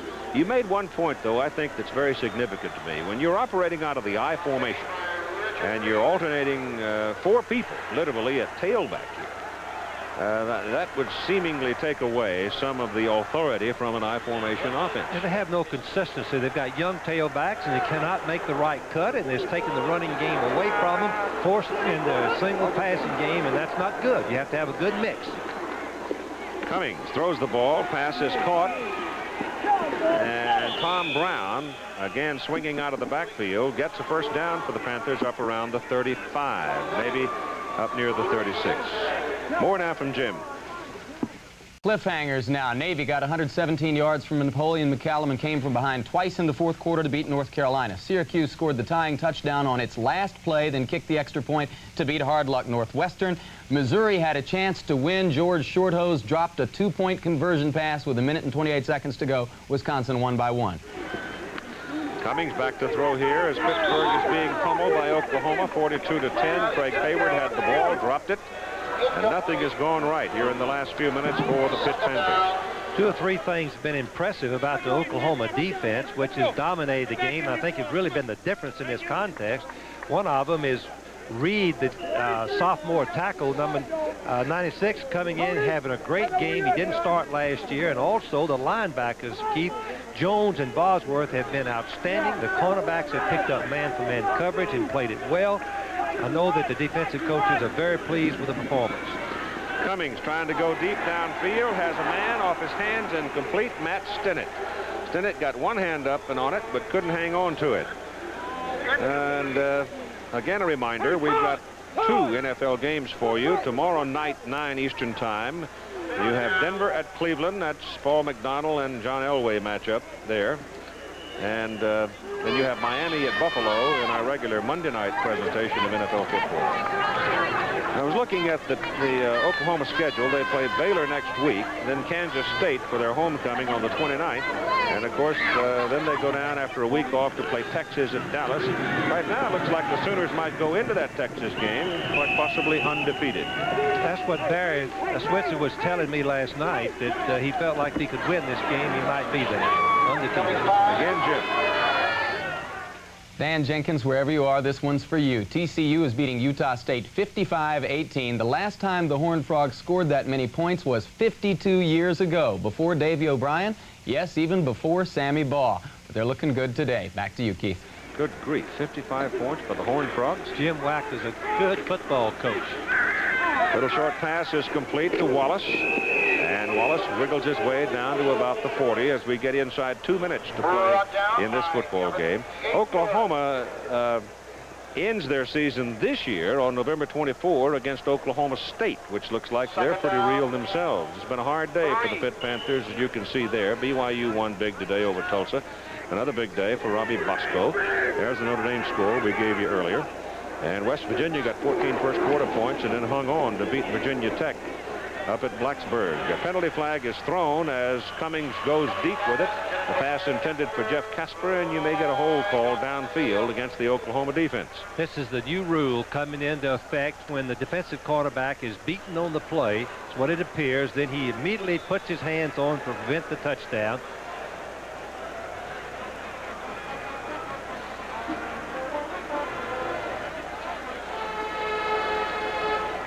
Illegal use of the hands. You can see it here, the rights, and it is going to be faking out and probably could have gone by number 35, Haywood, the defensive back, and Haywood just charges into him rather than drop off and cover him like a defensive back should. Rayburn, I'm sorry. Tony Rayburn. I had a Pitt back. Illegal substitution against the defense. 5-down penalty. It's a first down. An illegal substitution. Somebody came on the field late, I guess. They're trying to get everybody a little game time here now with a minute and a half to play. And Cummings is back to throw again under some pressure. Throws it out short to Brown. Brown's coming back the other way, getting a little help. And gets inside the 30 to about the 28. More scores now with Jim. Hot quarterbacks. You heard of They'll be happy on the farm out west, won't they? That pass is dropped to him. Deflected at the line a little bit. And Craig Hayward couldn't hang on to it when he got to him. And he's had about 3 or 4 of them on his hands now. And has not been able to hang on. Well, Barry Switzer, who's the winningest coach and active coach in America today, came to Oklahoma, and when he took over as the head coach job, they did not lose for 29 straight ball games. You can see how happy he is. The last 3 years, his team's been 8-4. He's been catching some criticism, and this is a very critical year for him and a big win today. Cummings' pass is caught inside the 25 at about the 24. And once more, we check in with Jim. 39 seconds to play. Comes to the line of scrimmage. First down at the Oklahoma 24. And 25 seconds to play now. John Cummings continuing to throw into the end zone. The pass is incomplete, intended for Jeff Casper.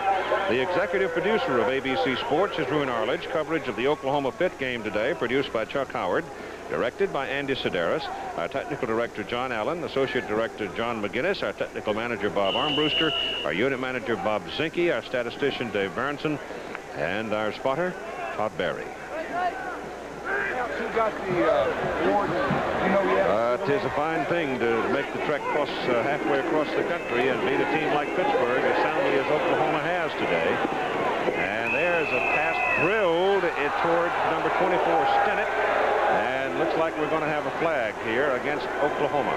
Number 29, Ricky Dixon, who had intercepted the pass and run for a touchdown a little while ago, may be flagged here. Once again, the new rule comes into effect. 15-yard penalty from the line of scrimmage rather than at the point of the spot if it's more than 15 yards. If the pass is less than 15 yards, the catchable pass, the penalty is at the point of the infraction.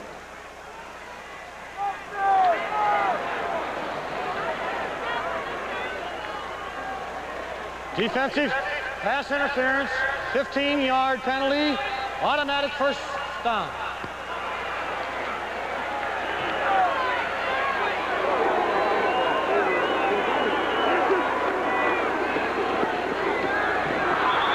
Incomplete in the end zone, intended for Jeff Casper.